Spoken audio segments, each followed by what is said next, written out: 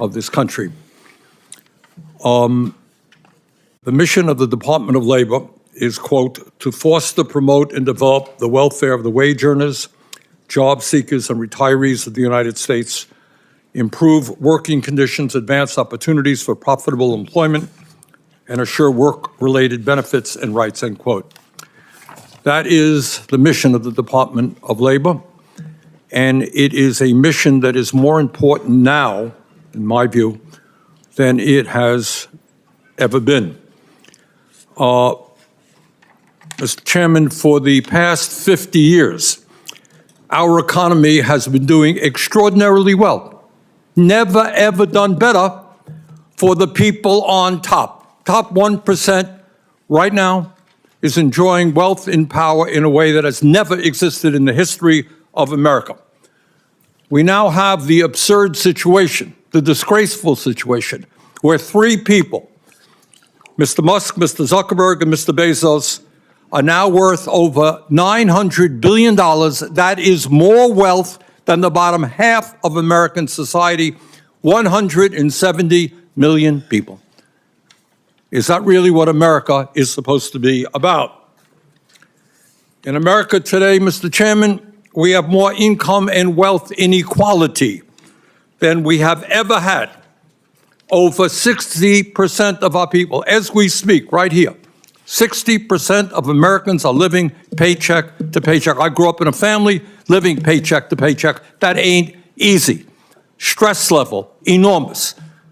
People trying to find out how they're going to get health care, how they're going to pay their rent, how they're going to feed their kids, which is one of the reasons why working class people die 6 years shorter lives, live 6 years shorter lives than the people on top. Given all of this reality of an economy that's working well for the billionaire class, but not for working families, we need a labor secretary who, in fact, is going to be a champion of working families, not be ambiguous about it, but stand up for the working families of our country. We need a labor secretary who understands that we must raise the minimum wage.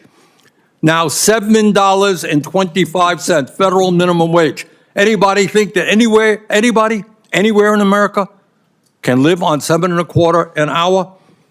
We need a labor secretary who will work each and every day to make it easier, not harder, for workers to exercise their constitutional right to form a union and collectively bargain for better wages, benefits, and working conditions. We need a labor secretary who understands that we must end once and for all the disastrous right to work laws in 28 states by repealing Section 14B of Taft-Hartley. We need a labor secretary who understands that we must end the international embarrassment of America being the only major country on earth that does not guarantee paid family and medical leave or paid sick days. Imagine that. Only major country on earth doesn't guarantee paid family medical leave. We need a labor secretary who understands that it's unacceptable that women are earning 75 cents on the dollar compared to men. So, Mrs. Chavez-DeRemer, I have reviewed your record, and in many respects, especially given the nature of the nominees that Mr. Trump has brought forth, it is very good. You were one of the few Republican members of Congress who co-sponsored the PRO Act and the Public Service Freedom to Negotiate Act to make it easier for workers to form unions. You have been a defender of union apprenticeship programs, and you have fought to expand the concept of employee ownership, something that I feel very strongly about. Many unions, as the chairman mentioned, have come out in support of your nomination, and that is an interesting development. I have spoken with you, and I've spoken with union leaders who support your nomination. But here is my concern. If you are confirmed, you will not only be in charge of enforcing more than 180 labor laws that are on the books today, you will be the president's chief labor advisor. That's what you'll be. When it comes to labor policy, you will have to make a choice. Will you be a rubber stamp for the anti-worker agenda of Elon Musk, Jeff Bezos, and other multi-billionaires who are blatantly anti-union? They don't make any bones about it. Or will you stand with working families all over the country? So that is really the main issue. It's not just your record. This is a very unusual administration. In my view, we are moving toward an authoritarian society where one person has enormous power. Will you have the courage to say, Mr. President, that's unconstitutional, that's wrong, I will not stand with you. So with that, I look forward to hearing what you have to say, and thanks for being with us. And now to introduce the nominee, Senator Mullen. Thank you, Mr. Chairman. And before I read the opening statement, I just want to point out the unique coalition that President Trump has built here. If you take Tulsi Gabbard or Bobby Kennedy and now Lori, you know, the last time Sean and I was in this room together, obviously we had our differences. And Bernie, I think you remember that well. But somehow we were able to put our differences beside because President Trump asked us to. And when the words come up, like Biden administration was the most pro-union labor person in 50 years, you got to remind yourself, he also lost the labor vote by 59% because it wasn't working. But President Trump brings something unique to the table as he's built a coalition, and Lori represents that. Lori represents someone that is uniquely positioned to bring people like Sean and I, who presented Lori to President Trump and said, this is someone that we can work together with. And I would hope that you would set your biased opinions to the side and understand that this is a negotiation between two fractions of the party that is saying we're willing to work together. Employees don't exist without employers, and companies don't exist without employees. And I recognize that as much as anybody. And there is a position where we can be at, that we can find a negotiated agreement where we can set some differences aside, like the PRO Act. I think my position on that has been very, very, very clear. Oklahoma is a right-to-work state, but unions also thrive there. And at the same time, we can find common ground. Lori represents that. And so regardless of what you might think about the president, understand that this is someone that everybody should represent and should respect. If you're looking for a bipartisan, independent thinker that's going to represent the union that you want Mr. Sanders to say that you represent, when you understand that you have a president that's representing the Republican Party but also won the popular vote, you would think this is someone that you would be very happy with. Because she is directly, uniquely positioned in the center. And I truly say that from a position that I've had to move a long ways. And if I can move, and if Sean and I can move and come together on this, then that, if nothing else, should set some type of an example. Even though I do joke with my new friend over here, which I had the mic and he can't defend himself here, that if we were in a relationship, I'd be the man in the relationship. He adamantly denies that. But I say that because now we're friends enough that we can make fun of each other, and at the same time, we can work together. And so I want to read my statement, but what I've covered is pretty clear, and I wanted to say that from my heart. So, Chairman Cassidy, thank you for allowing me to share my thoughts and support on the nomination for Lori to be Secretary of Labor. As the Senate has gone through the advise and consent process of confirming President Trump's nominee, things have gotten increasingly partisan and contentious. But one thing that both sides of the aisle agree on is supporting working class Americans that power our country's economy. No company can survive without employees, and no employee is hired without a company. It takes both sides to be in a boat, rowing together in the same direction to be successful. I'm only moderately successful because I've been very fortunate to have employees that was willing to get in a boat with me and row in the same direction. With Lori's unique background as a small business owner, public servant, and through her relationship with union leaders, she has the ability to bridge the gap between businesses and workers. Lori's nomination reflects a historic coalition of working-class Americans and elected President Trump to a second term in the White House. As a member of Congress, she often worked across the aisle in her efforts to support this cause. One of those issues is the PRO Act, as has been mentioned a couple times. I know that'll come up in conversation today. I get it, Oklahoma is a proud right-to-work state. And yet, we still support Lori. But as both sides of the table can continue to work together for hardworking Americans who have been struggling to put food on the table and to create better opportunities for themselves, their children, and their grandchildren. I don't think we have to look any farther than understanding Lori as an independent, nonpartisan perspective who will always keep the workforce the top of mind. And I would really encourage all of you to take a hard look, just like my good friend Sean and I have done. So with that, I'll yield back. Thank you, Senator Mullen. Representative Chavez-DeRemer, you have a statement, and I think you're going to, along the way, introduce your family.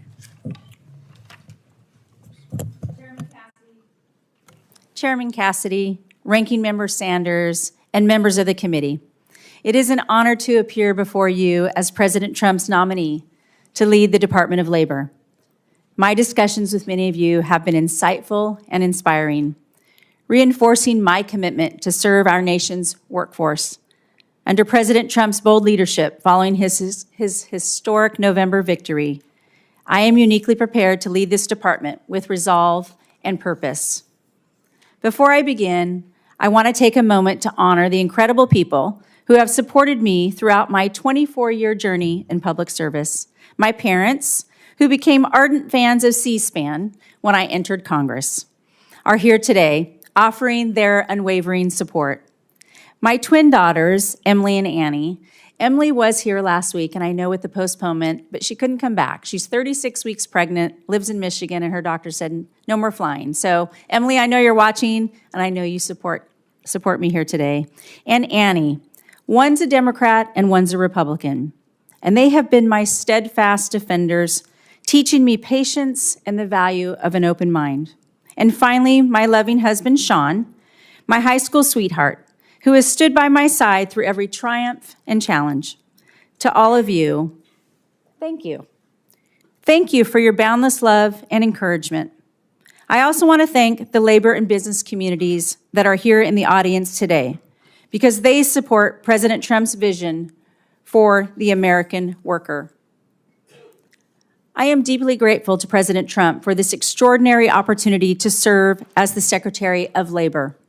It is both humbling and a call to action that I do not take lightly. In 2024, our nation witnessed the single greatest political achievement of our time. President Trump has united a new coalition of working-class Americans like never before, with 59.6% of Teamsters backing him, historic support from African American and Latino voters, and record-breaking turnout in once solid blue cities and states. Americans are speaking loud and clear. They are calling for action, progress, and leadership that puts the American worker first. Like many Americans, my journey is rooted in my values instilled by my father and mother. My father, a proud Teamster who worked tirelessly for over 30 years. The fair pay and benefits he received ensured our family's stability and security. From his example, I learned the transformative power of hard work and determination, propelling me to become the first in my family to graduate from college with a degree in business administration.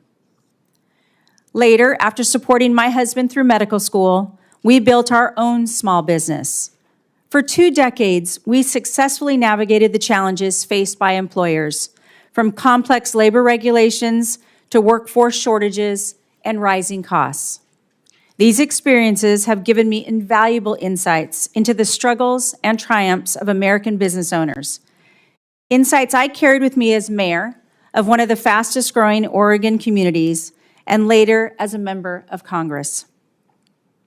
In every role, my priority has been clear: to fight for the American worker and the business that drive our economy. Our current economic landscape has changed dramatically since my father worked in a creamery, demanding bold action and real change.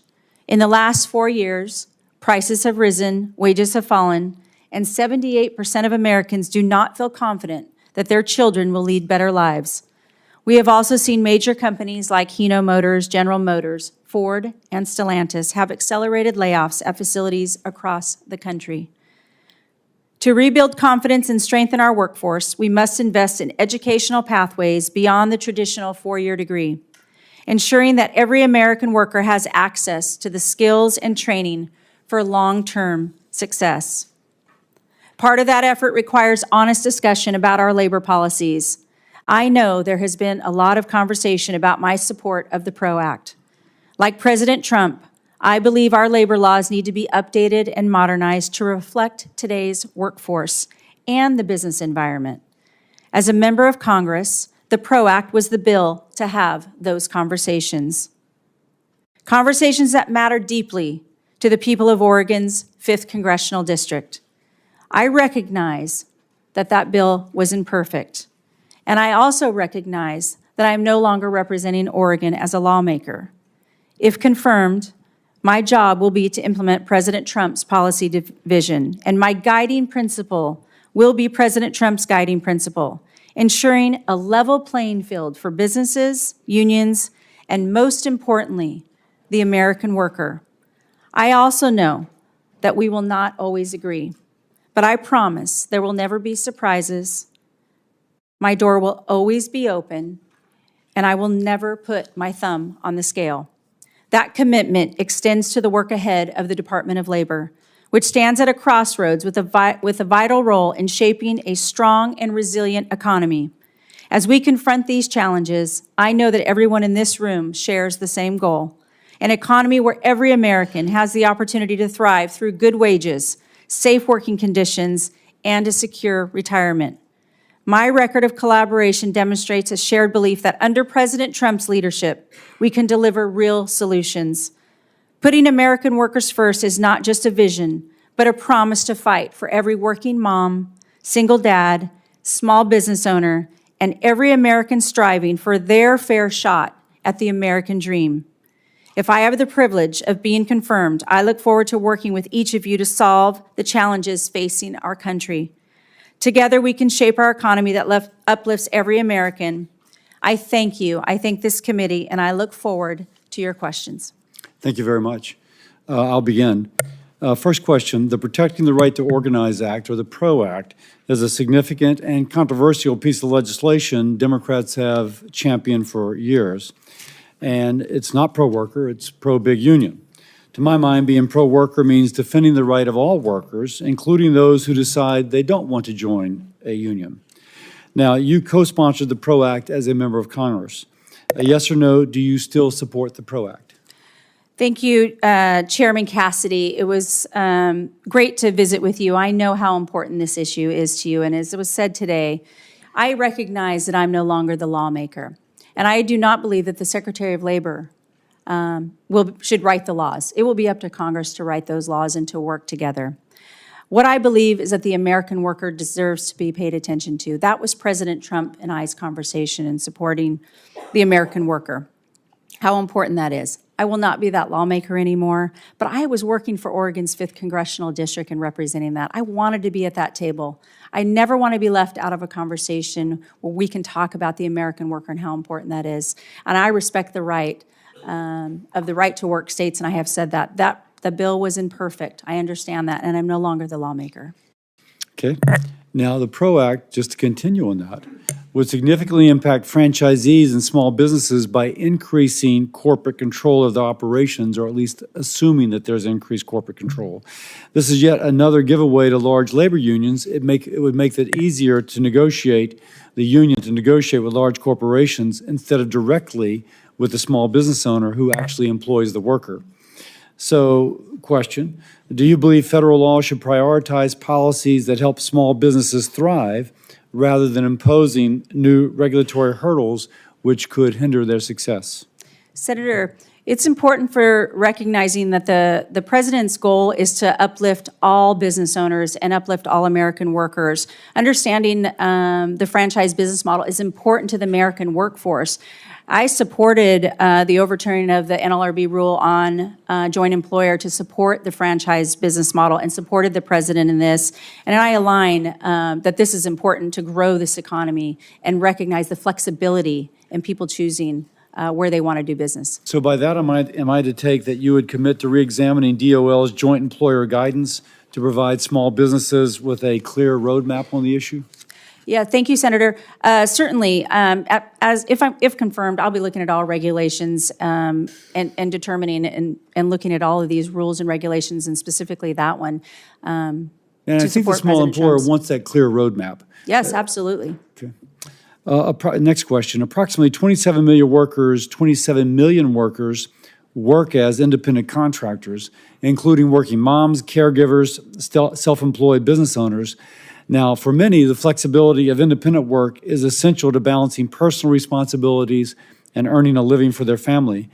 I will point out that the PRO Act tried to impose a one-size-fits-all rule, which, as was done in California, disrupted livelihoods instead of helping workers. So question, if confirmed as Secretary, will you commit to refrain from implementing any rules stripping independent contractors of flexibility they need to provide for their families and to simultaneously contribute to the American economy? Thank you, Senator. Certainly, we'll commit to understanding this. I know the president in the first administration set out that rule, and the parameters is very important to him on the flexibility of who is an independent contractor and who is an employee, and that they're properly classified. But I commit to working with you on supporting independent contractors through this process, because that flexibility is what needed. I understand, as you're mentioning in the PRO Act, but again, as I mentioned, that bill wasn't perfect, and these are those conversations that needed to be had, and supporting that independent contractor is key to growing this economy. Now, supporting that independent contractor, and something I'm very interested in, is how do we provide the independent contractor with more affordable health and retirement benefits without losing that work flexibility? If you will, the employer, the person contracting with them, not an employer, would nonetheless be able to give them access to such benefits. I'm asking you if you will work with me and with our committee on legislation to make sure that the independent worker and the small business are able to get the affordable benefits available to ordinary employees at larger companies. Yes, sir, I will commit to working with you wholeheartedly on this issue. With that, I will yield to Chairman Sanders, to the ranking member That's Sanders. I'll take the chairmanship. Thank you, Chairman. Oh, thank you, Senator Cassidy.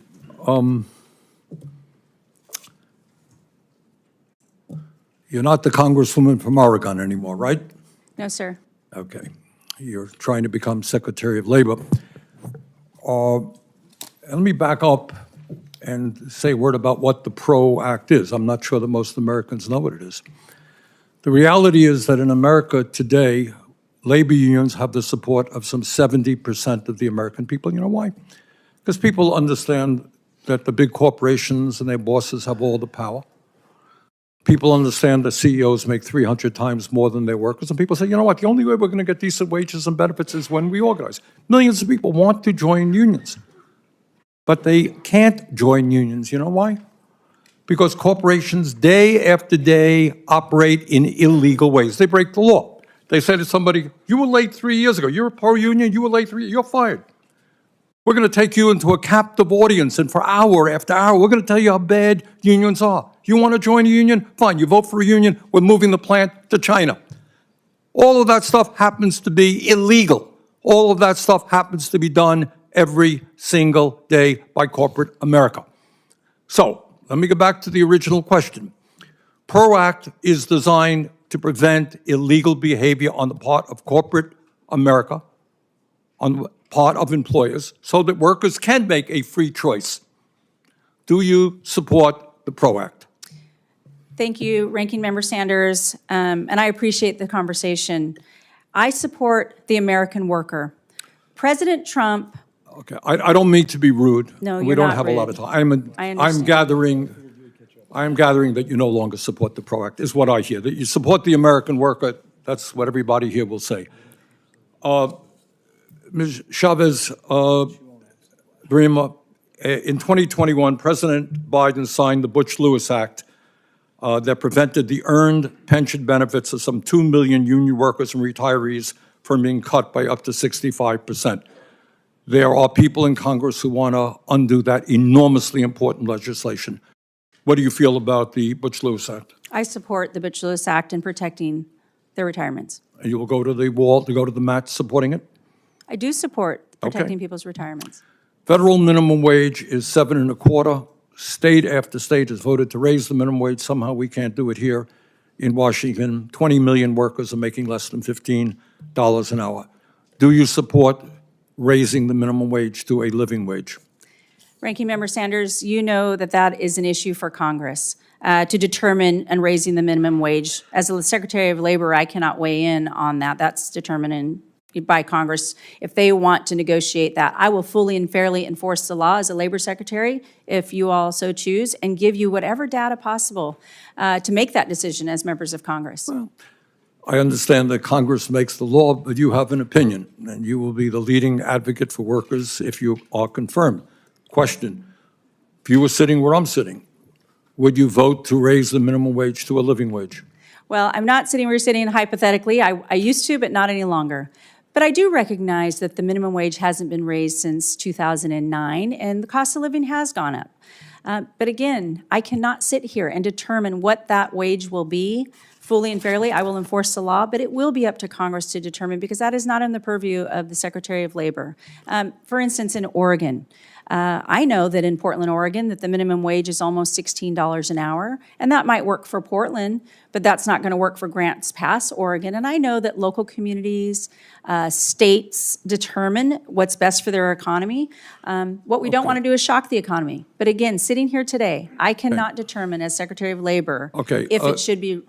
Ms. Chavez-DeRemer, in his second week in office, President Trump fired Gwynne Wilcox, a member of the National Labor Relations Board, leaving the NLRB without a quorum.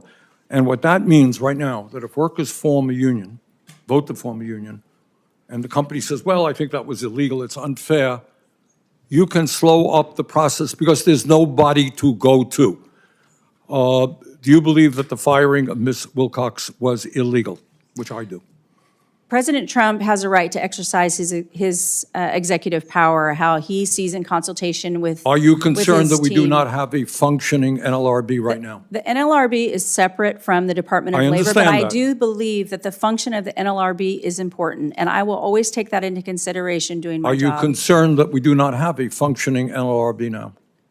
Well, again, I have not been read in with President Trump, but he has a right to exercise his executive power, and I do believe the NLRB has an important role, independent of the Department of Labor, and I respect their position as an independent agency. Thank you. Senator Paul. Welcome. I Thank enjoyed our you. meeting in our office, and I know you're aware of this, but about half the country has right-to-work laws. 26 states have them. When you compare right-to-work states with non-right-to-work states, you see that the right-to-work states have double the employment growth. If you look at manufacturing jobs, they have 5 times the manufacturing job growth. If you look at disposable income in the right-to-work states, about $3,000 more per individual for disposable income in the right-to-work states. The PRO Act wasn't just about organizing or enabling unions to organize, which they already have the right to do. The PRO Act was about overturning right-to-work laws in 26 states, half of the country. Most of these states would argue that this was would be a horrendous invasion of their prerogatives. The chairman asked you, and then the ranking member asked you, do you still support the PRO Act? The reason we want to know is this is a tremendous sort of invasion of the states' rights to decide these. This would be overturning the right-to-work laws in half of the country. Do you still support the PRO Act or don't you support the PRO Act? Thank you, Senator Paul, and I appreciated our meeting as well. I thought it was quite, what you shared with me is how important it is to you and your state, and I heard that from many members. The right to work is a fundamental tenet of labor laws, where states have a right to choose if they want to be a right-to-work state, and that should be PRO protected. Act would have overturned that. Yes, thank you, Senator. I signed on to the PRO Act because I was representing Oregon's 5th District. But I also signed on to the PRO Act because I wanted to be at that table and have those conversations. But I fully, fairly, and support states who want to protect their right to work. I have said that to every senator that I have So visited you with. no longer support the aspect of the PRO Act that would have overturned state right-to-work laws? Yeah, there were so many parts. That's a yes? Yes, yes, sir. No more questions. Thank you, Senator. With that, I go to Senator Murray. Thank you, Mr. Chairman. Congresswoman Chavez-DeRemer, welcome. Thank you, Senator. The Trump administration is flagrantly violating the bipartisan agreements in our appropriations law by refusing to spend money that Congress in a bipartisan manner has passed for the American people. I've been hearing about it in my home state of Washington. I heard from an organization in Edmonds about whether or not it'll now be able to provide support for our veterans who are seeking educational and employment opportunities as they transition to civilian life. I heard from a workforce training program that operates statewide about whether they'll now be able to continue to pair workers with employers in the grocery industry. You should know that the chaos surrounding these funding freezes is causing real damage to people's lives. So I want to know, will you commit to following appropriations laws and the Impoundment Control Act? Yeah, thank you, Senator. I know we talked about this in your office as ranking member of Appropriations, and I do respect the Appropriations Committee. As a former member of Congress, I think everyone in this room who's ever sat behind that dais can understand that. Again, the President of the United States has the power to determine what he's going to do through his executive power. I am not been confirmed. I have not been read into all that. I'm asking you, will you Yes. follow the law? I will always follow the law and the There is an Impoundment Constitution. Control Act. Will you follow that law? I will follow the law and the Constitution. If you receive a directive to violate appropriations laws and withhold funding for workers, what will you do?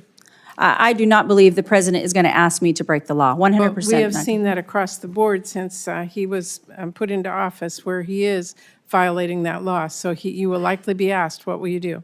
Well, it's a hypothetical. I have not talked to the President on this issue, and I So do you not won't believe. commit to following the law if the President tells you to violate it? I will commit to following the law, and I do not believe the President would ever ask me to break the law. Well, okay. Last week, Elon Musk's Doge team came to the Department of Labor and got access to the department's sensitive information system. Musk's companies have, as you must know, been repeatedly accused of violating labor laws, including workplace safety laws, discrimination laws, and wage and hour laws. In fact, OSHA has investigated Tesla and SpaceX. Now Elon can access those investigations about his companies because he's gone in and gotten those records. He can also access sensitive market-moving data created by the Bureau of Labor Statistics. That gives him tremendous power to manipulate quarterly jobs numbers and other important economic data, to say nothing of raising potential insider trading concerns. Just to make this abundantly clear, Elon Musk is now in a position to use his unelected role to use confidential government data to advance his own corporate interests while suppressing his competitors. Do you believe it is appropriate for someone with such blatant conflicts of interest to have access to those confidential economic and personal information? Thank you, Senator Murray. If I have the honor of being confirmed by this committee and the full Senate, then I will have the opportunity. I have not stepped foot into the Department of Labor. And I understand. Well, my question to you is, will you protect the private information of people whose records you will be overseeing? Will you allow anyone, a billionaire or anyone else, to come in and access that? Again, because I have not been confirmed. I only see the reports that everybody else has seen. I have not been read into that. If confirmed, I will, if confirmed. You're not answering the question. If confirmed, I will support the Department of Labor. I think it's important to support the Department of Labor, but I have not been. Will you support the private information that you will be overseeing? Will you protect that? I would protect the private information. On this issue, I have not been privy to those conversations with the president. I have seen that, and if confirmed, I commit to you that I will always protect the Department of Labor and those issues. Well, let me ask you about child labor. It's an area that I've been very worried about, the rise of child labor violations. The Wage and Hour Division at the department has actually seen a 31% increase in minors employed in violation of child labor laws since 2019. In the last administration, the Wage and Hour Division at DOL and the Solicitor's Office worked really hard to secure some really important victories against some really egregious violators. How will you make sure that the Wage and Hour Division and the Solicitor's Office work together to enforce our child labor laws in this country? Well, protecting child labor is abhorrent, and nobody should stand for child labor exploitation. I will do everything in my power within the Department of Labor to double down on the safety of all American workers that are exploited, but especially child labor. And I would love to work with your office. If this is an important issue, it should be important to everybody to making sure that we protect against any child labor exploitation. Senator Husted. Thank you, Chairman Cassidy. And it was a pleasure to visit with you, Ms. Chavez-DeRemer, in our meeting yesterday. I appreciate you taking the time to come visit and share your views across a variety of issues. I would like to talk a little bit today. I know that everyone in this hearing has talked about how they care about the American worker and how we make the world better for them. One of the ways we do that is we do more Made in America, which I know is very important to President Trump. Another way that we can consider this in terms of earning power of the American worker is the impact that illegal immigration has had on undermining their ability to earn higher wages. And I'm just interested in your opinion about whether or not that you think the influx of millions of people into this country who many of them are here illegally is undermining the earning power of the American worker. Well, certainly we want to protect the American worker, and Made in America is important to the President of the United States. I couldn't be more proud to support the America First agenda for exactly that reason. We certainly want to make sure that we're focused on growing this economy. That is the conversation that I had with the President on how can we bring the American worker to be the pinnacle of every conversation that we have and supporting them in growing this economy. So yes, the influx of the mass immigration that we've seen over the last 4 years has hurt the American worker, and we want to make sure that we're supporting President Trump in his endeavor to support the American worker at all costs. Great, thank you. Let's talk about another aspect of Made in America. If we're going to make more things in America and we're going to compete on price so that we don't have inflation, we're obviously going to need to create more productivity. Productivity comes from technology in the workplace. As we integrate technology in the workplace throughout time, it has always been a subject of conversation, consternation, but it is inevitable that technology will advance and we will have to compete.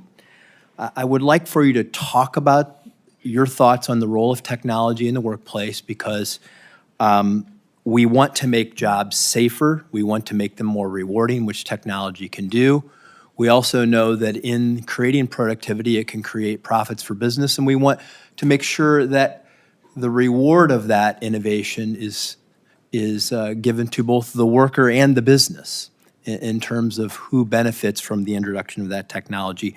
Talk about the role of technology in the workplace as it relates to labor and how we do more Made in America with these new innovations.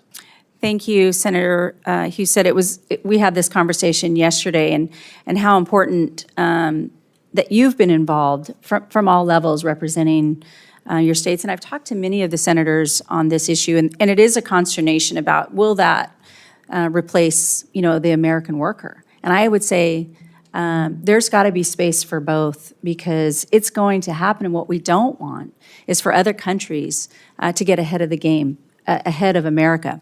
So how we can work together with the American workforce, the employers and the employees, and how we can work with Congress to determine what that looks like. But if there is profitability in there and we can support the American worker and then we can have those American workers upskilled and reskilled, and this is going to be great for America to grow that economy and then share in that profit with the employees that are supporting. I think that's the key.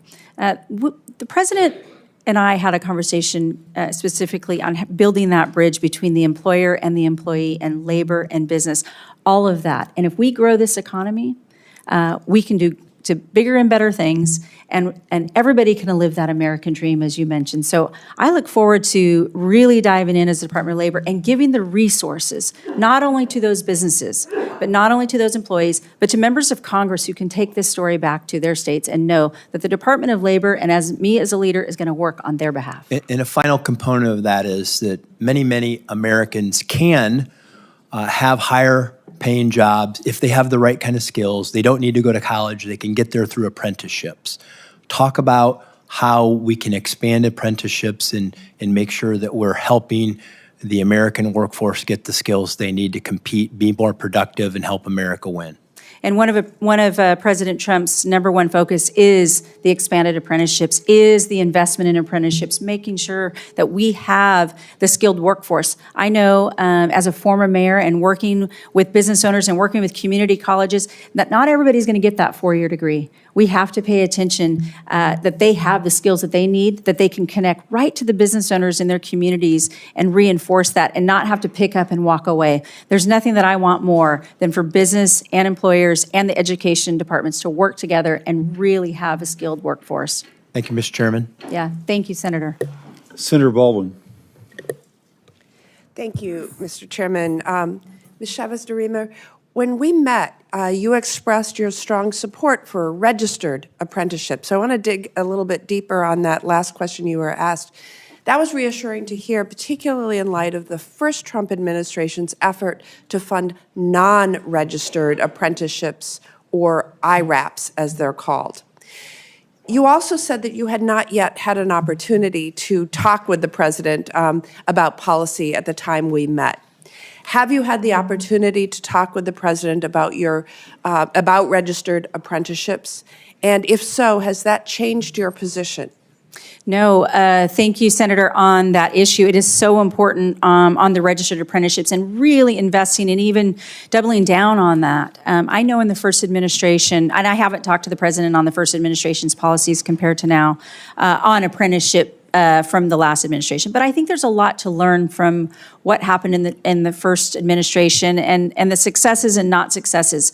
But right now, we're focused on the registered apprenticeships, growing those, investing in those, and making sure that those are adhered to. Thank you. I want to also dig a little bit deeper on appropriated funds. The Labor, Health, and Human Services Appropriations Bill includes dedicated funding for apprenticeship programs and specifies that the funding is only available for registered apprenticeships.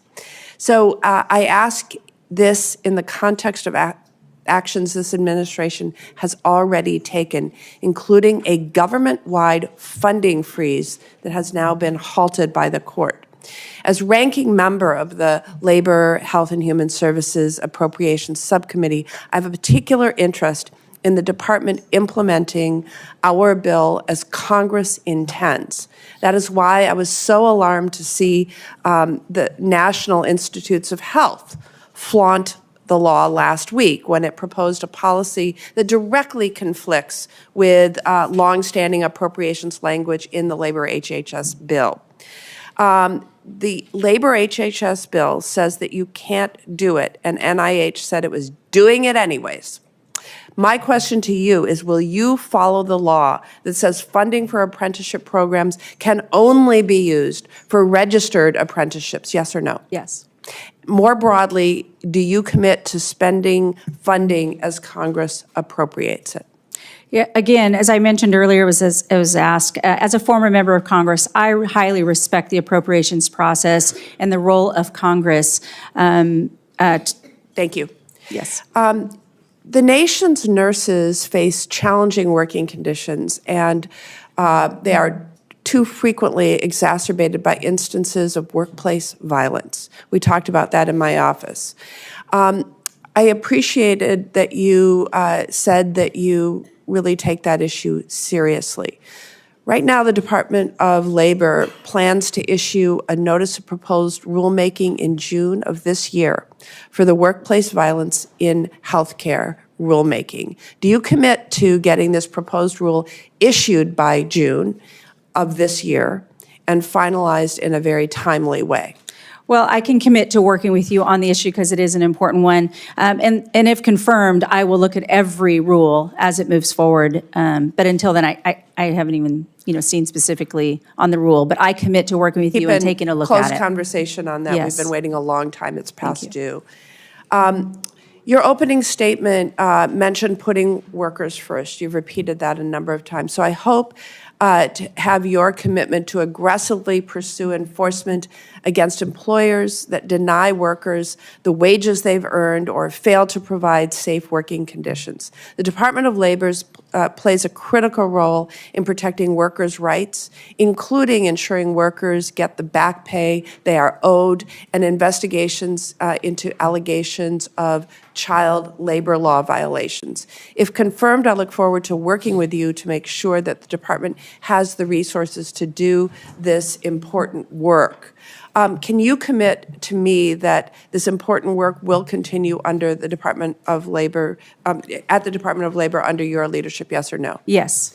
Can you confirm that information under the Department of Labor's wage and hour division on their website will remain up to date, publicly accessible, and comprehensive like it is today? Yes or no? Again, I have not been at the Department of Labor. I have not, but I look forward to working with the agency heads and making sure that people have the information that they need. All right, one last question. The Women in Apprenticeship and Non-Traditional Occupations Grant Program. Senator Baldwin, time's expired. All right, I will submit that for. Thank you, Senator. Senator Banks. Thank you, Mr. Chairman. Ms. Chavez-DeRemer, we served together in the House and worked together on the House Education and Workforce Committee, where you were a leader. You worked on many of the very issues that you are testifying about today. You are enormously qualified for this position, and I'm proud to support you. But can you explain to us for a moment what it means to you to put American workers first in this golden age of America's economy? Thank you, Senator. Well, it's important to me, as was mentioned, the American worker. But we have to make sure that the American worker is being fortified with not only the skills that they need in order to answer the call, but people are looking for the American dream. People are wanting to have the skills to work in whatever they determine that to be. Again, we're seeing it's not the four-year university always, it's the two-year, it's the certificate base, it's answering the call so they can have mortgage-paying jobs for their families and understand that we're going to protect their benefits and their rights and safety in the workplace. The Department of Labor is sole focus is to make sure that we are protecting the wage earner, that we are helping the job seekers who are out there looking and really reinvigorating the job seekers who have decided that they don't want to look any further, and then protecting those retirees. As member of Education and Workforce and working together. Workforce investment, workforce development, I think is going to be key for all of our respective states. This shouldn't be a party issue. I have said this over and over again. That's why I've always worked across the aisle, because the American worker, we don't know what their party is, but we know that it matters to them to protect their families. I know how important my family's jobs were for us growing up, and I know how important it was for my husband and I to build that business for our children and soon to be grandchild. So I look forward to continuing down that road and always keeping that American worker at the pinnacle. And President Trump has said the same thing, and we align on this issue. The American worker, this new coalition, this new direction is where we're headed in this country. Very, very well put. I know you know this. Indiana is the top manufacturing state in the country. Yet the China shock wiped out 5 million manufacturing jobs in this country. And yet the federal government programs that were built to help those people who lost their jobs, way too many of them were left behind and didn't get a job as good as the manufacturing job that they had before because of the efforts of China to wipe out so many of those jobs in our country. How can we better serve those people? How do we get those people back on their feet and help them find meaningful, good-paying jobs like the one that they had before that was taken away by our biggest enemy, China. That's right. Well, again, it's that workforce investment, that workforce development. Oftentimes, as a former mayor, if we don't go out and talk to the business community, if we don't go out and talk to those employers about what they're seeking and how they can find those jobs, we have to make sure that we are the leaders in this nation and in the world, not China and not any other country. President Trump, the golden age that you mentioned, this has been first and foremost the America First agenda and workforce development and protecting the American worker and have them the ability to earn those wages and live the American dream is number one in the America First agenda. That to me is telling why this coalition, this new direction of bringing labor and business and support is to uplift all Americans. And this is first and foremost on the president's mind. Back in November, when President Biden was still in office, his Labor Department reported a 31% increase over the last 5 years of illegal child labor in America, a direct result of open borders. And I wonder, have you thought about what the Labor Department or President Trump and your leadership can do to save those kids who are in our country being illegally exploited for work in America? Well, I have not had a conversation specific to that topic, but I know how important it is to protect well, first of all, children who have no fault of their own are being exploited. We never want to exploit our children. Again, as I mentioned, it's abhorrent that we would ever in this country choose to do so. So we will make sure that our workers are safe, we will make sure that our children are safe, and that we will make sure that we are heading in the right direction to protect our businesses and protect our workers and never exploit our children. We'll double down at the Department of Labor if there's any bad actors doing so. The Labor Department is responsible for combating human trafficking That's and right. forced labor under the Fair Labor Standards Act, and the Biden administration completely ignored these kids that came into that were brought here illegally and being exploited. And I know that's something that you'll take very seriously and work on. I look forward to working with you. Absolutely. Thank you, Senator. I yield back. Senator Murphy. Thank you very much, Mr. Chairman. Thank you very much for your willingness to serve and coming before this committee. I think Senator Murray's questions were really important regarding the security of data and sensitive information at the Department of Labor. And so I just want to drill down and maybe make a finer point here. Elon Musk is right now the subject of several OSHA investigations. Multiple companies are subject of multiple investigations. His rocket company has an injury rate that's about 9 times higher than the industry average. I heard you say that you're going to protect data privacy, but let me just ask once again the very specific question. Will you commit to denying access to Elon Musk or any of his representatives to information about labor violations at OSHA or any other information about labor violation investigations at the Department of Labor? Thank you, Senator. On this same issue, committing to the privacy. Again, I know that for most listening to this, it seems as though when we're trying to answer these questions, but I have not been in these conversations as I'm not confirmed. I only see what has happened possibly on the news and so forth. The president has the executive power to have his coalition of advisors and determine what's best for the American people. He made a promise to the American people that he was going to do these things and check into what is happening. Other than that, I have not been read in on any of this. And if confirmed, I commit to taking a deeper look and working with your office and any other office on this issue. But at this point, again, This one feels pretty simple, right? I mean, this is an individual who owns companies that have existing investigations. Mm-hmm. He has a direct interest in getting information about the seriousness of those investigations. He has interest in getting information about investigations against his competitors. It seems like a pretty simple commitment to make to say, I am not going to give any private company exclusive access to information about open investigations against them or their competitors.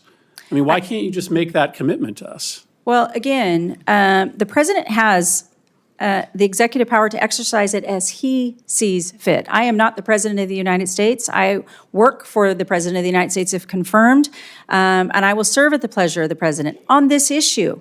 Again, I have not been into the Department of Labor, and so I will commit to working with your office. I'll commit to coming back as soon as if confirmed, and I'm in the Department of Labor, coming back and answering those questions to this committee wholeheartedly. I will commit to that. You have the ability to disagree with the president. You certainly serve at his pleasure, but that doesn't mean that you have to take actions that you believe to be unethical. If the president asks you to give access to information to benefit a friend of his who has pending investigations, you wouldn't say no? Well, the president, I think in building his team, a formidable team, to determine that, I don't think is expecting yes men and women. We are going to be advisors to the president, and I would talk to the president. But on this issue, I'm not an attorney. I would certainly consult with the Department of Labor solicitors. I would certainly consult with the White House and their attorneys. But until I am confirmed and in the Department of Labor, I would not be able to say specific to this without having the full picture before that. I don't think you need to be an attorney to understand that giving access to a company to sensitive data about labor violations at their company or to competitors' companies is deeply unethical. Let me ask you another question. Both SpaceX and Amazon have filed suits against the NLRB contesting its constitutionality. It's a pretty extreme argument saying that the NLRB is actually unconstitutional. I know you were asked earlier about the firing of one of the members. Do you believe that the NLRB is constitutional? I believe the NLRB definitely has its authority, and I respect that authority. I know you mentioned, or I mentioned, that I'm not an attorney. That being said, it looks like the courts are dealing with that. But what I respect is the fact that it is separate, independent agency, and I think it has a role to play, and I respect that. And as the Department of Labor Secretary, if confirmed, I will take that very seriously. But do you believe that it's constitutional? Yeah, I believe that You can answer that question real fast. Yeah, thank you. I definitely believe that the NLRB is an important agency, independent. And I will work with the NLRB as we, have very different jurisdictions, but we often overlap. And so I think it's important to recognize that it is an important agency, independent, and so forth. Senator Moody. Yeah. Thank you, Chairman Cassidy. Hello, congratulations on your nomination. Thanks for being with us today. Yeah, thank you. I wanted to follow up on something my colleague, Senator Banks, brought up, and you mentioned that you had not had a conversation about this, but I'm hopeful that you have paid attention to what's been going on and studied what's been happening to so many children throughout our nation, especially over the last 4 years. It is common knowledge now, it is not a political opinion, that under the Biden administration, hundreds of thousands of minor children flooded into our country. Many were forced into labor trafficking, working many hours a day, even undercutting American wages, but to the detriment of many of these children. Some were injured, some died. It was heartbreaking. As a mother of a child that is around the same age that some of these children were forced into this labor, I find it appalling that more people were not speaking out about this, and certainly unacceptable that we had an administration that was not talking about this every single day when these horrors were taking place in our own country. Florida was so upset about it, we kept asking routinely for more information from the administration so that we could monitor what children were in our state and care for them and account for them. We even launched a grand jury investigation. I just wanted to quote for you what that grand jury found. And again, this is community members, not politically driven. The Biden administration forced migration, sale, and abuse of foreign children. This process exposed children to horrifying health conditions, constant criminal threat, labor and sex trafficking, robbery, rape, and other experiences not done justice by mere words. And the challenging part here is, as we've uncovered more and more instances of this, it appeared that the Department of Labor was not engaging and expecting the same type of transparency that many of the states were. Even though the Department of Labor had the responsibility and authority to enforce some of this stuff. And when we tried to get Biden administration representatives to come and testify and give us information and provide documents, we were repeatedly stopped, obstructed from doing that. And in fact, they responded to one of our requests that they show up by saying the state had failed to show how it was in the interest of the agency, when all we were seeking to do was to fight in the interests of the tens of thousands of lost children. And so I will ask you, if you are given this enormous responsibility, do you commit to doing everything in your power to enforcing the child labor laws and working with the states that so desperately want to protect the children in their states, that believe they have the responsibility and the ability to do that? 100%, Senator. As I mentioned, what has happened over the last 4 years has been horrendous. It is not something the United States should stand for. And again, it is not a political issue. This is protecting children. And we should not ever allow that to happen in this country. And I 100% commit to you that I will work with you, your office, and any other office in order to protect those children and understand that we should never accept this in the United States. There was some words recently promoted in a memo by President Trump and his administration, radical transparency. And I think that is essential in moving forward from these agencies so that the people understand what is taking place in their country under their noses, because we know any power that rests in this government rests with the consent of the governed. And I think as we are waking up to what has been happening, many are saying we never gave that consent. And we as a Congress need to hold the agencies accountable to that. I want to now direct your attention to right-to-work laws in states that have chosen to pass right-to-work laws, like the state of Florida. We passed legislation to ensure that, for example, dues could not be forced out of people's paychecks.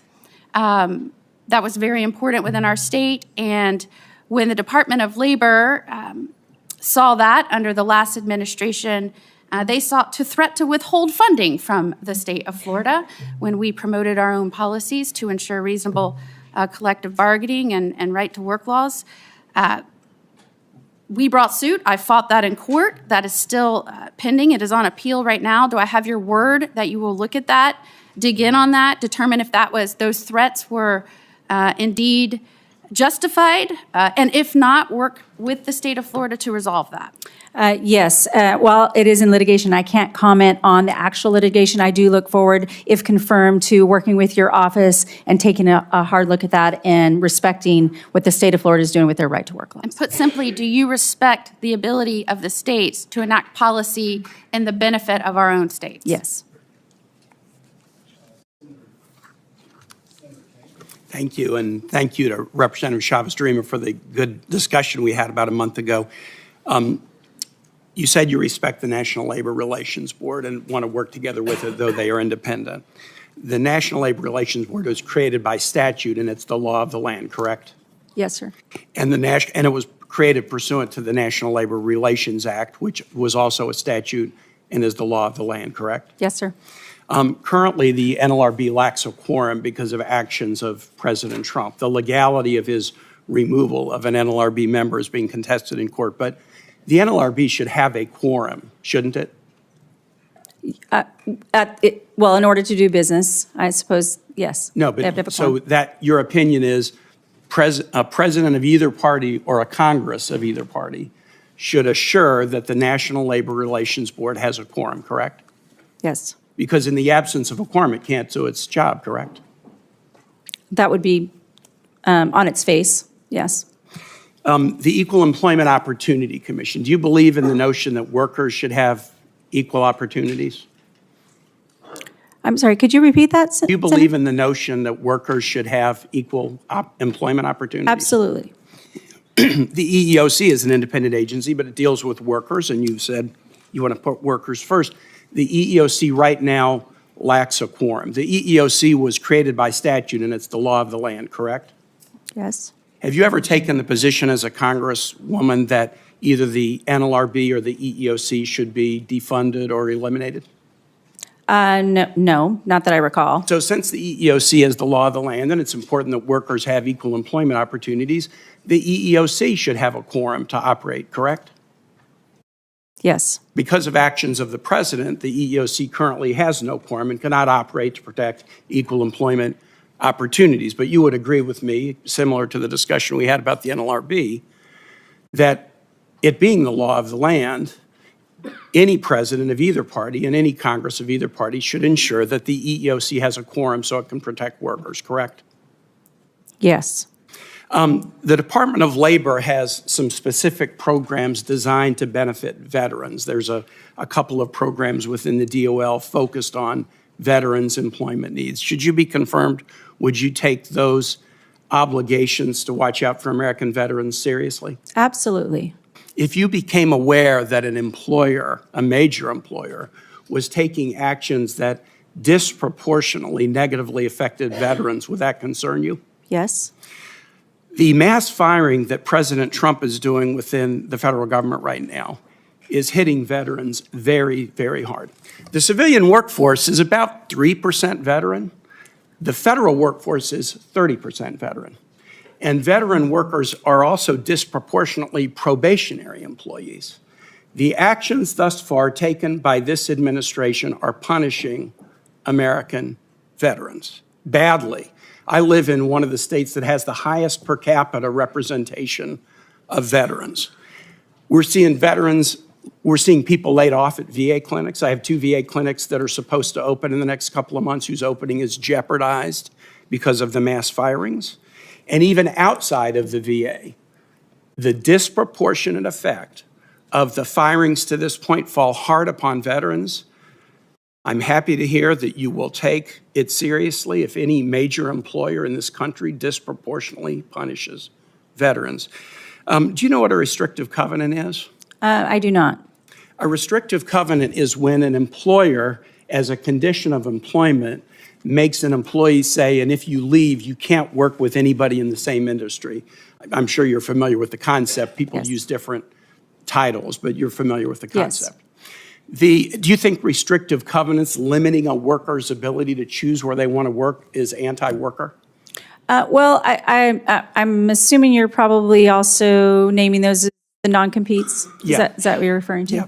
Actually, non-compete is the better. Yes, you're right. I'm sorry when I didn't recognize the other term. Both are used, but non-compete's probably more common. Yeah. So, and I know that that's primarily taken up by most of the state jurisdictions on whether that's their law or not their law, and that determined by that.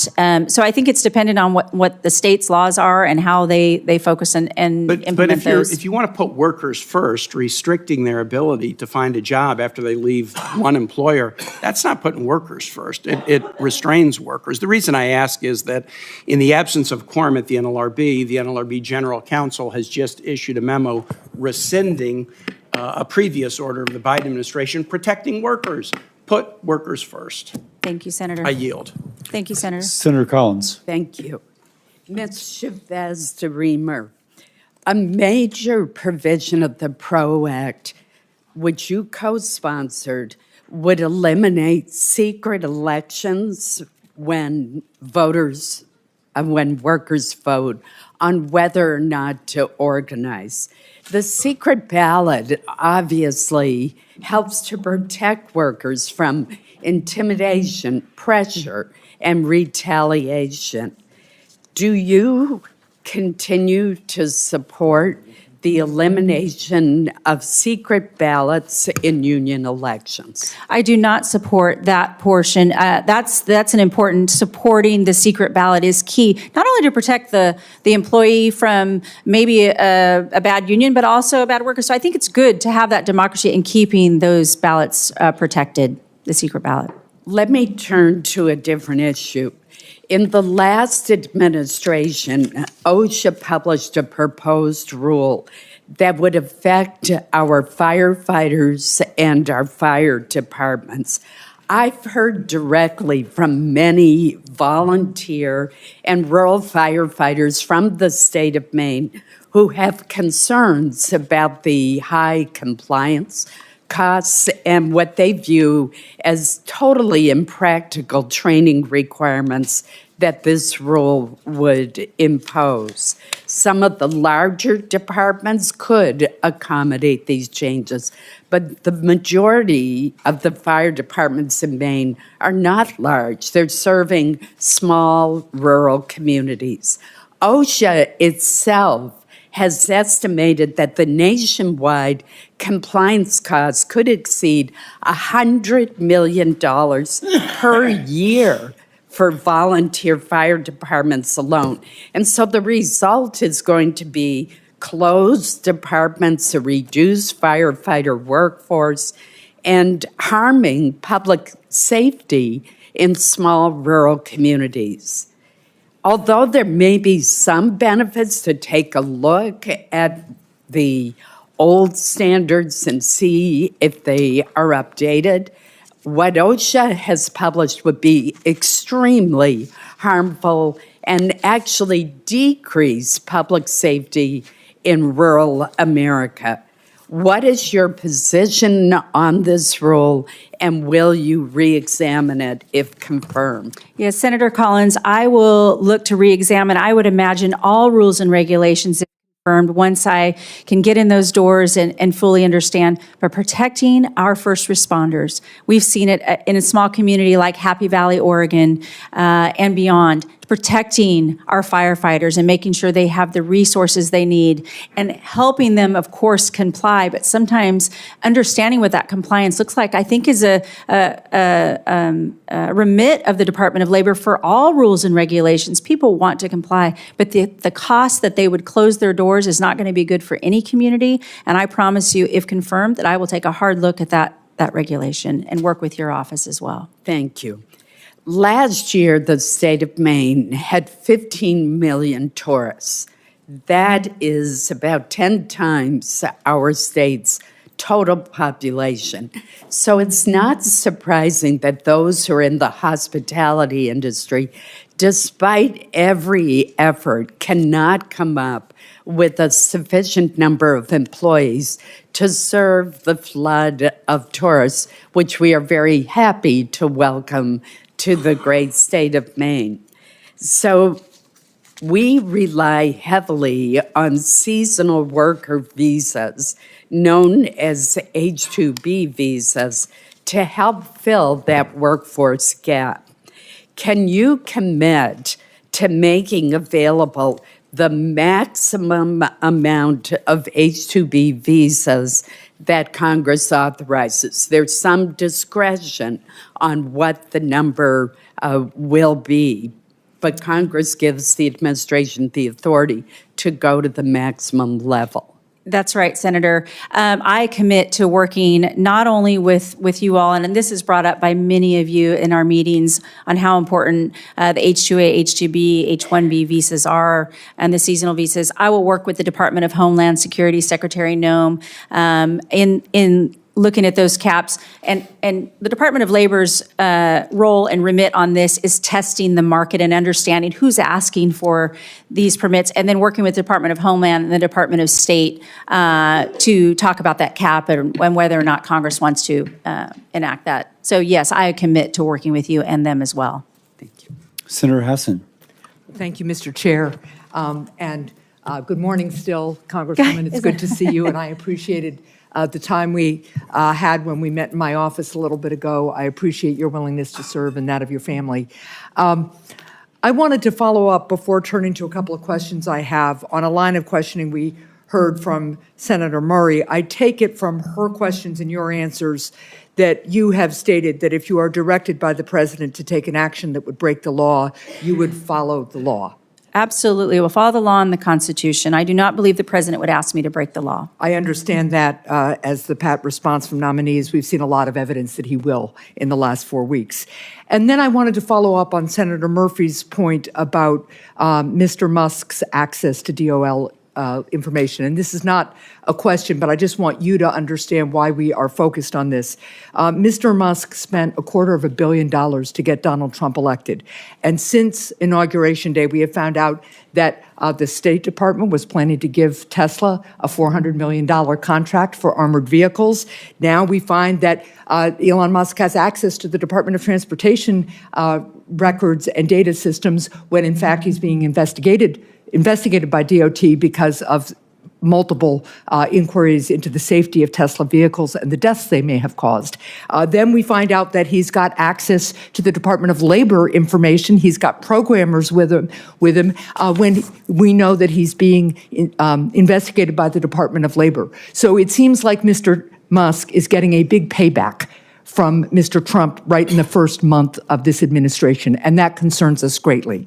Now, I did want to turn to a couple of issues that you and I talked about. We have a shared interest in increasing access to apprenticeship and workforce training, and there's been real bipartisan focus on that. If confirmed, will you expand these programs, and how will you prioritize rural communities in this effort? Because getting apprenticeship programs in rural communities to fit the actual economy and workforce needs in those rural communities is a pretty unique thing, and I'd just like your thoughts on that. Well, thank you, Senator, and I enjoyed our conversation as well. Again, a lot of this information that and experience comes from being a former mayor, and then having the experience as a member of Congress as well to understand how the laws are made. But in the rural areas, oftentimes forgotten. It's a forgotten parts of a lot of our states. One of the things we talked about is the hubs, and I think I talked about that with Senator Hickenlooper as well. And knowing that there are programs that are going to skill the workforce in those rural communities. And for instance, an example in Oregon, one of the hubs I think I mentioned to you and Senator Hickenlooper was, it's a real direct, while it's not an apprenticeship program, until we can fortify or work toward possibly what that looks like in other parts of certain industries. We talked, I think, about the healthcare industry specifically, is working with our community colleges and our local technical colleges to have those certificate based so that we have that workforce right in those communities. And when we take that information from our businesses and we kind of back into degrees for our students in order to do that. But I look forward to working on a bipartisan level to really fortify those apprenticeship programs so that we can have that skilled workforce. Well, I would look forward to working in a bipartisan way on that. One of the things we could do is to pass the bipartisan bicameral reauthorization of the Workforce Innovation and Opportunity Act that we agreed to last Congress. So that's an important way we could move forward. With 2.6 million workplace injuries and illnesses reported annually, we have to do more to protect the health and safety of our workers. Yet workers still have to fight for common sense protections like air conditioning for delivery drivers during the scorching heat of the summer and properly fitting protective equipment for construction workers. If confirmed, how will you coordinate and prioritize workforce safety across all of DOL's agencies? Oh, thank you, Senator. One of, again, the remits for the Department of Labor is to protect the workplace, make sure that they're free of hazard, make sure that we're protecting the American worker. Nobody expects to go to work in the morning and be unsafe or be hurt. So it will be the role to work with the experts in all of the departments across the Department of Labor to make sure that we're honoring the mission of the Department of Labor. And I would appreciate that. I also appreciate the fact that you rightly respected the expertise of some of our federal workforce there because they know a lot about workplace safety, and I don't want them to be subject to these mass layoffs we're seeing. I will submit for the record a question about paid leave. We were able to expand it for federal workers under President Trump's first term. I'd appreciate your thoughts on that. Thank you. Thank you, Senator. Thank you, Senator Hessen. And Senator Mullen, I apologize if you snuck in just before Senator Collins last time, but Senator Mullen. Give me time to get my head in place. Thank you, Chairman. And I just kind of want to point out some interesting things that's going on. The senator from New Hampshire was complaining about a contract that was awarded by the Biden administration, and somehow you're tying it to the Trump administration for Tesla. I don't actually know how those work. I mean, you know as good as I do, that was a contract that was given by the Biden administration, or that was looking to be given by the administration, not the Trump administration, and somehow that's a conflict of interest. And then when we start talking about that, you're concerned about Mark and Jeff and Elon, it wasn't too long ago you guys were happy to take all their money. It's just the party that's supposed to be of inclusion. Now all of a sudden, if you don't agree with this, you're the enemy. And I'll use my friend Sean, for example. He was brave enough to speak and spoke his mind on some things that maybe all of us didn't agree at the Republican convention. And for the first time in decades, he was not invited to speak at the Democrat National Convention. Why? Because he had a different opinion about where the Democrat woke movement has went. What happened to the conclusion? Yet what we do is we spend all of our time complaining and making reckless accusations about something that's absolutely false.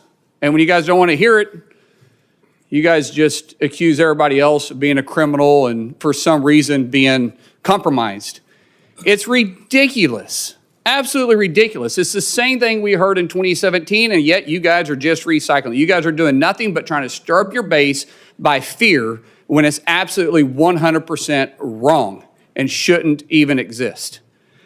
Now, with my rant over, I'd like to turn back to Lori and ask you a question. You know, you're very uniquely positioned. I made that clearer when I was introducing you. Coming from a very blue state and being a Republican, that's very heavily union, and you've been backed by the union. You have the support of a new coalition that President Trump has brought together. That's right. What role do you think you play in this new coalition? Thank you, Senator Mullen. For one, thank you again for being here today and introducing me. But on this question, building the bridge, and I think that this is the new direction. 77,300,000 Americans voted for President Trump. We know that the American worker, wherever they are on the continuum, if it's organized labor, if it's employees, if it's employers, they supported and gave the president a mandate. He won 312 electoral votes. He won all the swing states, and he did have a mandate. But in that mandate, what's unique about this time is the fact that he included the American worker of being first. He's talking about the men and women who build this country. That's the focus. And I believe that the president nominated me to bring my experience, not only as a mayor, not as a business owner, but because I did garner labor support. The president and I align in this issue, that if we focus on the American worker, despite the politics that is going to come up sometimes, we're not going to agree on everything, but we can agree that we are at a pivotal moment in this history to capitalize and support the American worker, and that everyone can achieve the American dream. I know how important that was for my family. I know how important that is to all your constituents, and I want to bring people to the table. And when they're at that table, I want them to stay at that table, because I know it sometimes they're going to disagree. But it is not to put the thumb on the scale. It is not to weigh in and support on each side. It's to keep them at that table till they determine that they can solve the issues, just like you and Sean O'Brien. This is important to the president. It's important to me. He asked me to be an extension on his team, a formidable team, where we won't forget that. And I won't forget that. I'll work hard every day to be the leader that this country deserves at the Department of Labor to carry on that message for the president. One of President Trump's main focus was bringing jobs back through manufacturing. In fact, the American First Agenda was all about protecting the American workers. How do you plan on working uniquely with both sides to bring manufacturing back to the United States? Well, Again, thank you for this question, because it is where we have been lacking. We have seen communities be decimated, small rural communities where, Oregon is a timber industry, and they have been decimated over the last 15, 20 years. We have to bring those back so we can build up our communities. I look forward to investing in the workforce. Again, it was mentioned WEO, which is a bipartisan effort, and as a member of Ed and Workforce, I was proud to honor that. And if President Trump wants to bring that forward, I look to working with all of your offices for that workforce investments to build up those jobs, to reinvest in those manufacturing jobs. Thank you so much. Thank I you, yield Senator. back. Senator Kim. Thank you, Chairman. Thank you, Congresswoman, for coming on out and talking to us. In your opening statement, your written testimony, you talked about putting American workers first as as the priority here, and I appreciate that. I think a lot of us agree with that. I guess I just want to ask you, because you talked about the vision that you have for that should be a vision for our country. So I guess I wanted to ask you to sort of expand on that vision. Is $7.25 an hour, is that enough to live on in America in the year 2025? Thank you, Senator, for the question. I know Ranking Member Sanders asked the same question. I recognize that it hasn't been changed, the minimum wage. I guess I'm just asking you, do you think that's enough for a worker to live on? I'm just trying to get a sense of your vision for what the standard of life for an American worker is. Yeah, well, I mean, again, for every state, for every community, again, I mentioned Oregon. What happens in Portland doesn't happen in Grants Pass. It certainly doesn't happen understand that over in about Eastern Oregon, but I guess I would ask you, what is $7.25 an hour? That is what in an annual term? Do you know off the top of your head? Oh. It's not a math question. Yeah, so I'm just trying to get a sense of it. So it's about $15,000 a year. Yeah. So I guess I just want to ask you, do you think that there is a state in this country where someone can live comfortably on their own for $15,000 a year? Well, I don't know if there is, but I would look and work with Congress. This is a congressional issue. I hope I can support you in telling the story of what's happening on the ground. But so that's that you what can I'm just trying to get a sense of from you is what your vision is. Because I do want to try to engage and see if we can work on that together. So for instance, biggest issue I keep hearing about is about affordability of housing and the challenges that people are facing when it comes to that. So again, I'm just trying to get a sense of where you're at on this. Do you have a sense of what percentage of someone's salary should go towards housing? Is there an upper limit in your mind of where you'd like to see that? Well, I know oftentimes they talk about, if it's 10%, 20%, but here's my commitment, Senator. My commitment to you is to tell that story. I will come out and visit every state's and understand what's important to them and tell that story not only to the president, but also work with members of Congress. And if you all see fit, I will fully and fairly enforce the minimum wage laws that you all see fit and work together. I know, again, it needs to be a conversation between us here. It's important. It's not just on us. You're going to be somebody who's supposed to be fighting for the American worker. Is 50% of someone's salary too high in terms of what goes towards housing? Well, again, depending on what the salary is, people can determine that. I mean, if I had to take a guess, you're wanting me to say yes or no. It's hard to guess on what people want to spend on their housing, but I do want to help the American worker. I want them to make enough money. I want them to give them the opportunities, and I want to work with Congress on this issue because it is important. This is a sensitive issue. We hear about it all the time. You know that, It's, as I said, the top issue. And I'll say that, when it comes to the lowest median rents that we see in this country right now, it's around $850, $900 a month, which is at around $10,000 a month. Yeah.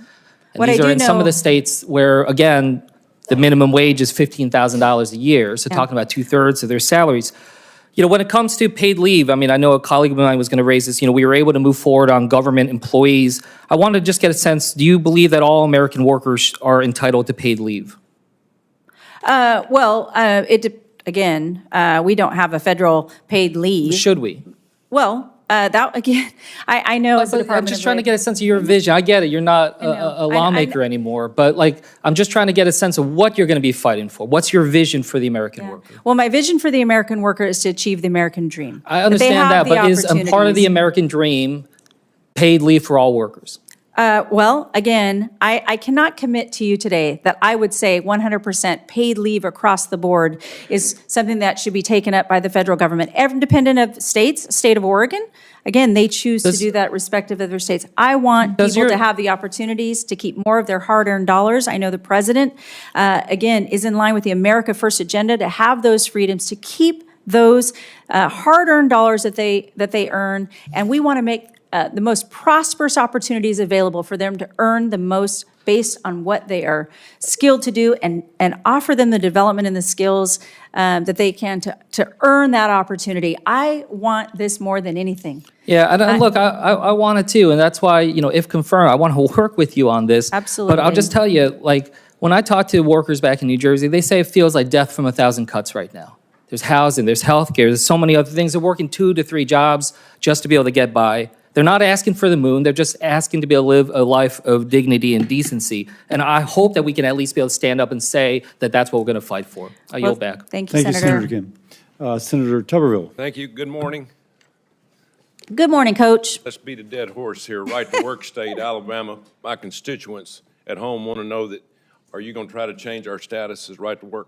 I respect the fact that you are from a right-to-work state, and I respect the fact that you can continue to be a right-to-work state. Thank you. Back when we had the PRO Act, I offered an amendment that would require authorization from employees in order for any kind of dues, fees, or assessments to be used towards a political campaign by the union bosses. It failed. Are you for that? Are you for, how would you handle that? Dues going to, from a union, paid in a political contribution from employees that are not asked, can we use your money? So you're saying they pay their dues, it's used for a political contribution without their knowledge? Right. Yeah, well, again, that's not something that I think they should be aware of where their dues are going. Yeah, okay. Just asking. Yeah. You voted for the PRO Act. I was just asking. I didn't, Senator, if I could correct the record, I did not vote for the PRO Act. I put my name on this. We did not have a vote on the PRO Act, so I just wanted to correct the record on that. All right. We had this conversation a couple of weeks ago. My constituents want to know, you worked in Planned Parenthood years and years ago. You pro-life or pro-choice? I am supportive of the president's agenda. I have a 100% pro-life voting record in Congress, and I will continue to support the America First agenda, which we know includes life. Good answer. All right. Talk to me about legal immigration. In my state, we have the most engineers in the country, in the state of Alabama, because of NASA and defense contractors and all those things. We're running short on a lot of engineers, high-tech people that are well-trained in our country. For some reason, we're running short because big tech is growing. Where do you stand on legal immigration? Your thoughts? Well, I'm supportive of legal immigration only. I mean, I don't see another way around it. But you're talking about, are you referring to the H-1 visa program? Anything to do with high-tech, anything to do with engineers, Yeah. that, you know, eventually we're going to have to allow more people to come, but not to tear down the structure of young men and women having a chance to make a better living because they spent 4 or 5 years at a university and have to pay their bills. No, I appreciate that so much that you brought this up. You know, certainly we never want to replace the American worker. We want to make sure that we're investing in the American worker and they have the skills needed for the high-tech industry, as we see moving forward through a lot of our respective states. On the visitor's visa, on the H-1B, there's been conversation about in the immediacy. I've heard that from many of the senators. It's about today. What happens today and tomorrow? I commit to you to working, again, with testing the market. That's the Department of Labor's remit. It's to test the market and seeing where we need the guest worker program. Once we've exhausted all other programs and making sure that we're out there, then work with the Department of Homeland and certainly the Department of State on if we have to administer more. But that's going to be certainly, Congress will determine it, and then I'll work with those interagencies as well. And I would love to work with your office on that specifically. Thank you. Thank you. I'm not going to put you under a gun on this question. You probably don't know a lot about it. A lot of people in this room know a lot about it. NIL, name, image, and likeness. Mm-hmm. It is a disaster. And we're going to have to do something in your tenure to help young men and women understand, the situation that we're in, because we're going to start losing Title IX. We got a young man that just signed an $8 million contract, and he's 20 years old. And it's out of control. So the next time you come, hopefully we can have a hearing on what we call name, image, and likeness. I'm all for kids making money, but it is workforce. It needs to be changed. It needs to be regulated to a point where, all men and women, young men and women can have a chance to make money. So just to bring that to light, but that will be under your purview in the very near future. Thank you, Mr. Chairman. Thank you, Senator. Thank you. And next would be Senator Blunt Rochester. Thank you, Mr. Chairman. And I also want to thank you, Congresswoman Chavez-DeRemer, for the opportunity to meet with you ahead of the hearing. I really felt we had a robust conversation about the workforce and how we move forward as a country, and the fact that working people deserve respect, protection, and fair treatment. I want to start by just acknowledging, I know you are following the reports, the over 10,000 federal employees, civil servants who have been fired in recent weeks, including staff at the FAA, the NIH, HHS, the Department of Education, and more. And to me, beyond the harmful impacts that those individuals are feeling and their families are experiencing, it is having ramifications across the country. Everything from our plane safety to biomedical research to measles outbreaks that I just heard on the news earlier today, to the avian flu. All of this, while the cost of eggs are not going down, people are feeling the impact. I'm also concerned, I shared with you, I had the opportunity to serve in Delaware as Secretary of Labor, and so labor is so important to me. But also State Personnel Director. And just from a workforce planning perspective, a lot of this doesn't even make sense. To get rid of some employees that are protecting our national security, our nuclear safety, all of these things, and our health just doesn't make sense. And then there's going to be the ripple effects of where do these folks who are now unemployed get the resources they need to live and survive? How do they deal with the trauma? There will be ripple impacts. And what you said is you want to help the American worker. And I hope that you will consider these individuals as also American workers. My questions, I wanted to talk a little bit about what we discussed in terms of the future of work, which has been one of my top priorities in preparing folks for the jobs of today, but also the jobs of tomorrow. And in Delaware, we have a robust biotech ecosystem involving workforce-focused partners like the Delaware Bioscience Association and the National Institute for Innovation and Manufacturing Biopharmaceuticals at the University of Delaware, also known as NIMBLE. We also have with our students the Delaware Pathways and vocational technical high schools in Delaware, and 2 labor unions. So far, we know we need more workers to grow our economy. Do you have a plan to prepare workers for careers in emerging industries like biotech and AI? Thank you, Senator. I really did appreciate our meeting as well. I know you have the knowledge from a labor department in Delaware and that you ran that. And I hope we work together and you will share with me some of the tips and tricks of the trade because I don't need to reinvent the wheel in a lot of places. I just need to make sure that we're respecting and honoring your story as well and for Delawareans. Delawareans. That's right. But this is important, specific to the skill. And I think what we talked about is even more so than high school. We're talking about junior high. Right. And understanding how important that is for the workforce, that we have to get these young people in early and understanding what they care about, and that we have that workforce. So under the Department of Labor, it is going to be my responsibility to make sure we're investing in that workforce development.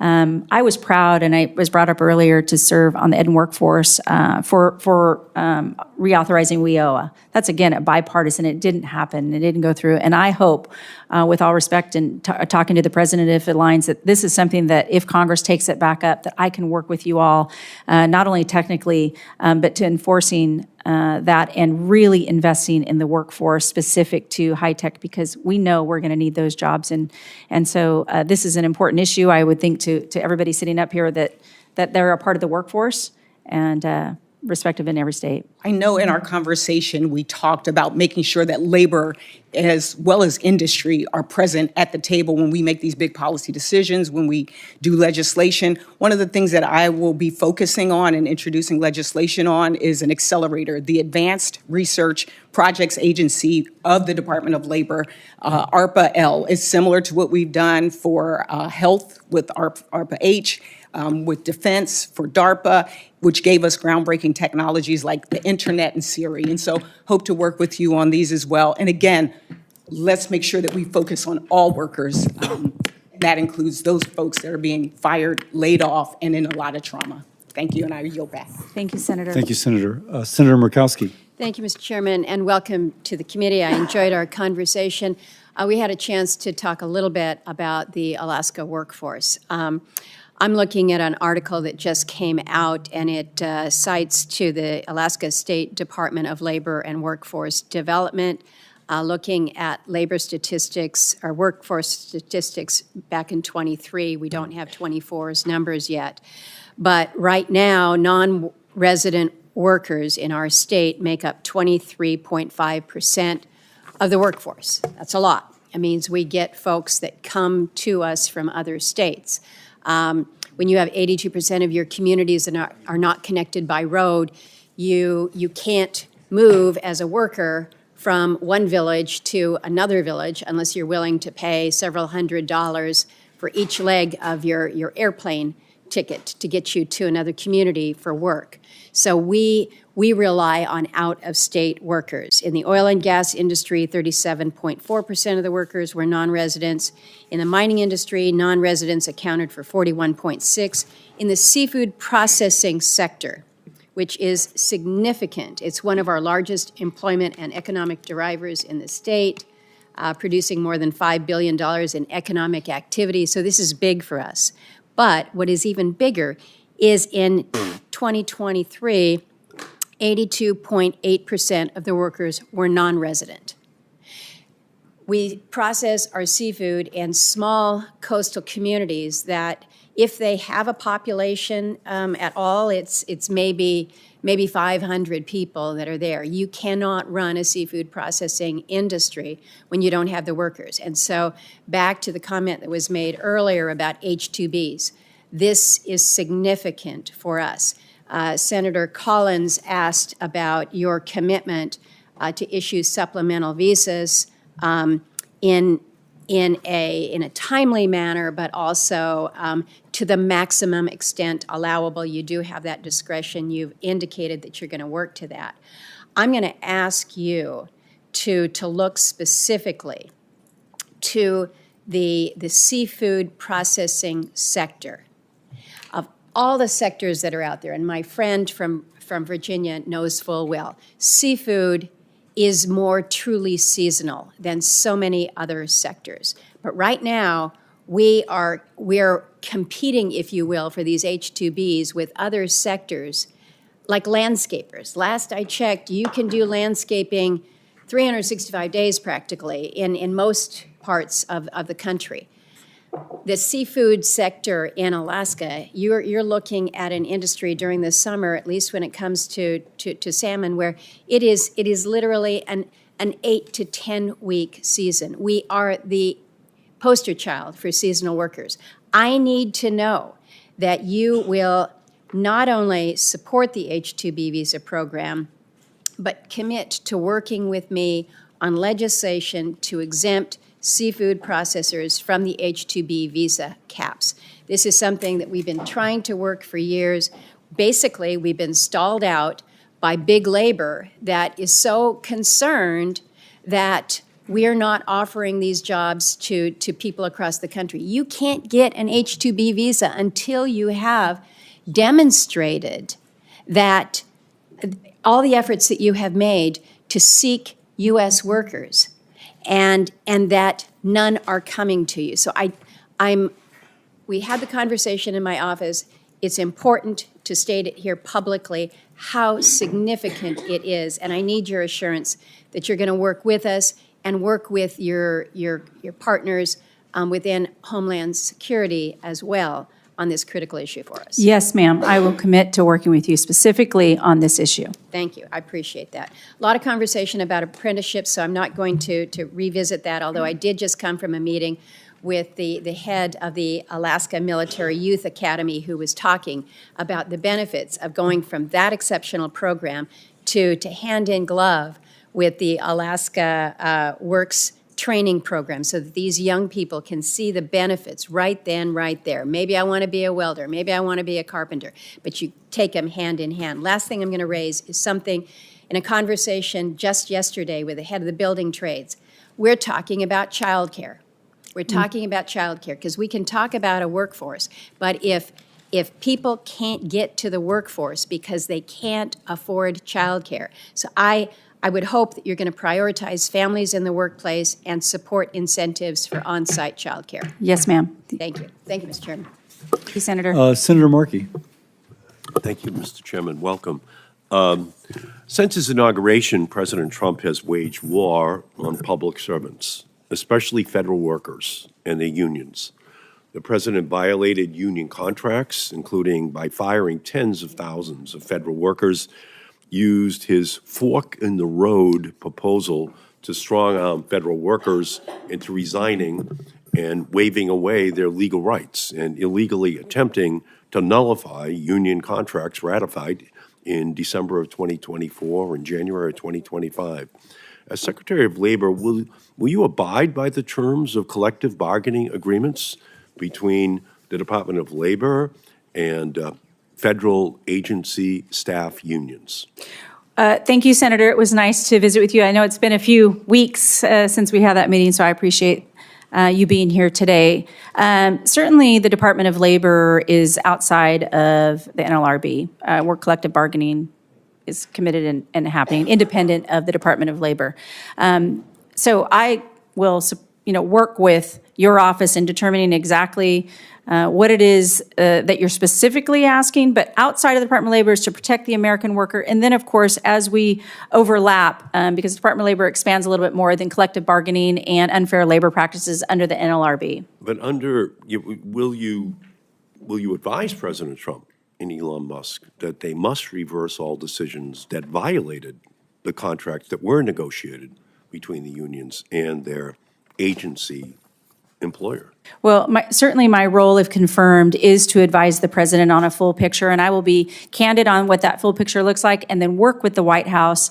And if it aligns with the president's America First agenda, I will be that advisor to him, yes. Right. Well, I mean, obviously, collective bargaining is not part of his agenda, and that's where the Department of Labor historically has intervened to make sure that those protections are put in place. In 2023, during a House Committee on Education and Workforce markup, you said you can't have a strong union without the presence of the NLRB. On January 27th, President Trump illegally fired NLRB board member Gwen Wilcox in direct violation of the National Labor Relations Act. The NLRB now lacks a quorum and cannot enforce laws meant to protect working people from union busting and other illegal behavior by companies. And last night, President Trump signed an executive order stating the previously independent NLRB must now report to him. And the overall effect of this full-on assault is that President Trump has left workers unprotected with no way to exercise their labor rights. So as Secretary of Labor, you will be the president's top advisor on labor issues. If President Trump called you today and asked if he should reinstate Gwen Wilcox, how would you advise him? Well, that's a hypothetical, as you know, and I have not been confirmed. But I respect the president's executive authority to run the executive office as he sees fit. He is the one who was elected president by the American people, and he's honoring the promise he made to the American people. If confirmed, I will work on behalf of the president, but I will present him a clear and candid picture with the facts, and we will consult then together. But it is important from the Department of Labor that I give him that full picture. Yeah, well, unfortunately, according to President Trump, the NLRB is no longer an independent agency. And by signing that executive order to abolish the independence of the NLRB, it puts a lot of pressure on you to make sure that there is a protection for the independence and capacity of that agency. And I appreciate your record of engaging with unions, but workers are under threat at their workplace and in their homes. Greedy corporate executives chip away at their rights, lay them off, got their retirement, all while driving up prices. And the president is letting the richest man on the planet cut public school funding, threatening our children's education and jobs of the largest sector of union workers in the country. He lined his inauguration with billionaires collectively worth over $1 trillion. And since his inauguration, union workers in Massachusetts have already lost many, many jobs. And some of my Republican colleagues are eyeing cuts to programs that help people get food, housing, and health care. So if you're confirmed, and I'm assuming that you will be, I commit to working in support of all workers, and I hope you will work with me to stand up to President Trump when he takes actions that harm American workers. I think it's very important that the Department of Labor and you be the voice for those workers. Thank you, Mr. Chairman. Thank you, Senator. Thank you, Senator Markey, and now Senator Hawley. Thank you, Mr. Chairman. Congresswoman Chavez-DeRemer, welcome. It's Thank great you. to see you here. I enjoyed our conversation. It's been, gosh, now a month or more ago, but it's great to see you here. You've Senator. taken questions, obviously, from both sides, and I know you've taken a little heat from both sides. You've handled it beautifully. Let me just get a few things straight. For my Republican colleagues, let me just clarify. You are President Trump's choice to lead the Department of Labor. Have I got that right? Yes, you have. And you support the president's policies and will implement his agenda. Have I got that right? Yes. And to my Democrat colleagues, you very proudly sponsored many pieces of pro-labor legislation in your time in the United States House of Representatives. You have a long record of working with labor, of working with business to try to advance a pro-worker agenda. Is that fair to say? Yes. Which is probably why the president chose you for this role, if I'm speculating. Is that fair? I think your record is really outstanding. Let me ask you about one issue that hasn't gotten a whole lot of airtime today, but I think is so important. That's the significance of immigration when it comes to the American worker. I've got a chart here that I want to show you.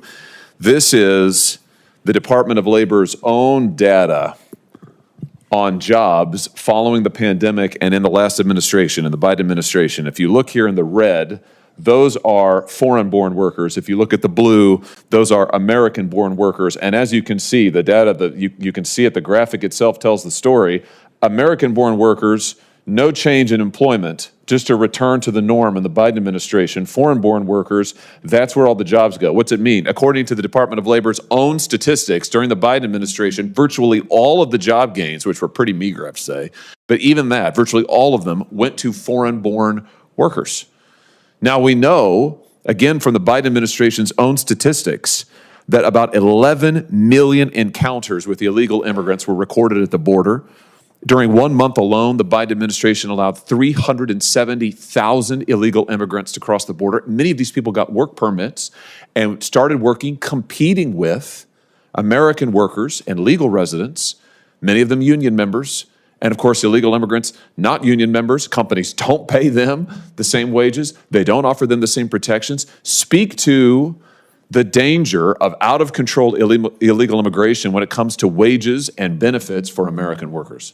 Thank you, Senator. Very important issue, and one that I know that the president has been very public about, protecting the American worker, and understand that we don't want to displace American workers. I understand some of the senators in the guest visa program on the immediacy of certain industries. But as a whole, we want to make sure that we're always investing in the American worker first, that we want to be one of the strongest economies in the union and in the world. So we can be on a level to compete with our, maybe our foreign adversaries when we're talking about China. But what's important to the president and important to me and how we align is making sure that we're putting the American worker first and that they have the opportunities to earn and be at those jobs as they see fit, and the Department of Labor to support them in that investment in that those industries. Is it fair to say that a tough border policy that cracks down on illegal immigration, that stops the flow of mass illegal immigration across our border, stops the work permits being given to illegal immigrants, this is pro-worker. This helps American workers maintain their wages and maintain their jobs. Is that fair to say? Yes. Let me ask you about some of the children who came across the border, were trafficked across the border in the last administration. 520,000 of them, to be precise, unaccompanied children trafficked across the border. Hundreds of thousands of them lost and now being exploited by companies like Tyson's Food, for example. Let me just give you an example of bad corporate behavior. Tyson's Food has closed down 2 major plants in my state, the state of Missouri, just in the last year and a half. They have canceled contracts with farmers. They have put thousands of workers in my state out of business, and yet we know from the investigations done by the New York Times and others that they have huge numbers of illegal child labor in their supply chains. In their factories, they are putting children who are trafficked here to work. So they're firing American workers, but they are exploiting child workers. Will you go after companies like Tyson's and anyone else who would violate our labor laws and exploit children while they are firing American workers? Yes, that's an important remit under the Department of Labor, as you know, to protect and not exploit all workers, but certainly Child labor should not be accepted by anybody in America. And the Department of Labor has the enforcement capability to double down if they knowingly are breaking the law and exploiting children in their factories. I think we've got to make the penalties even tougher. Senator Booker and I have bipartisan legislation to do that. And again, it is pro-worker to say we're going to protect Americans who are working legally, and we're not going to allow children to be exploited in this country, or people trafficked into this country to be exploited for the purpose of profits by these mega corporations. Thank you, Senator. Thank you, Senator Hawley. Senator Also Brooks. Thank you. Good morning, Mrs. Chavez-DeRemer. And I want to, first of all, congratulate you and your family on your nomination. And to begin by saying Maryland, the workers that we're talking about today, Maryland has the highest per capita share of federal workers in the country. So the people that we're talking about are my constituents, by and large, and they are reeling from this administration's mass firings. Now, when we had our conversation last week, and I know that it was reinforced today, you assured me that you would abide by the law, that even if encouraged to break the law, you said that you commit to following the law. Is that still the case? Yes. Now, do you believe that a collective bargaining agreement is enforceable under the law? Yes. And if I can ask you, are you aware of the statute which recognizes the right of federal employees to engage in collective bargaining? I don't know the statute number, so. It's Title VII of the Civil Service Reform Act, but what I can tell you is that statute, are you aware of that statute or any statute that limits the binding nature of a collective bargaining agreement based on when it was signed? I'm not an attorney, as you know, and so I would like to. But you would be in charge Yes. of enforcing the law. So if it is the law, Yes, that there is no statute that limits the binding nature of a collective bargaining agreement, then you would enforce that collective bargaining agreement. I will fully and fairly enforce the law if. Now, I want to tell you that President Trump has canceled what he has called as lame duck collective bargaining agreements. And I want to ask you whether what statute there is that you believe would give the president the authority to cancel or void approved union contracts certified during a lame duck. I'm not familiar, and I cannot weigh in on any specific statute that you're asking me about. But again, if it is the case, and it is, that there is no statute that allows you to set aside a collective bargaining agreement, there is no time limit, would you enforce that collective bargaining agreement pursuant to the law?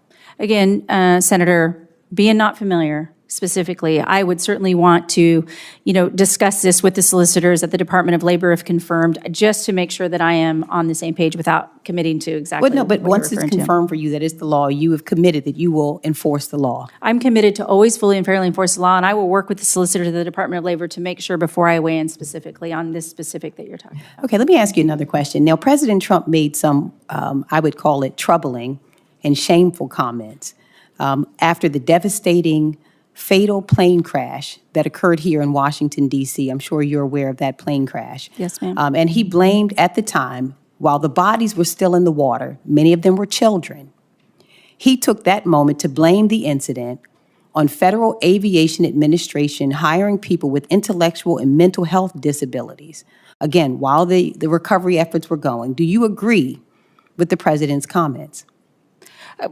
Senator, I cannot comment on what the president says or does not say. I support the president in this agenda that he is moving forward with. No. So the question is not his agenda. Do you agree that with the comment that hiring people with intellectual and mental health disabilities was the reason do you agree with the comment that was the cause? I have not had a conversation with the president on this, and I cannot weigh in and speak to that any further. Okay, I want to make you aware that the same hiring language that appeared on the Federal Aviation Administration's website under President Biden are also there during President Trump's first administration as well. So nothing has changed in terms of the hiring practices. But should workers with disabilities be allowed to work Absolutely. at FAA? Okay.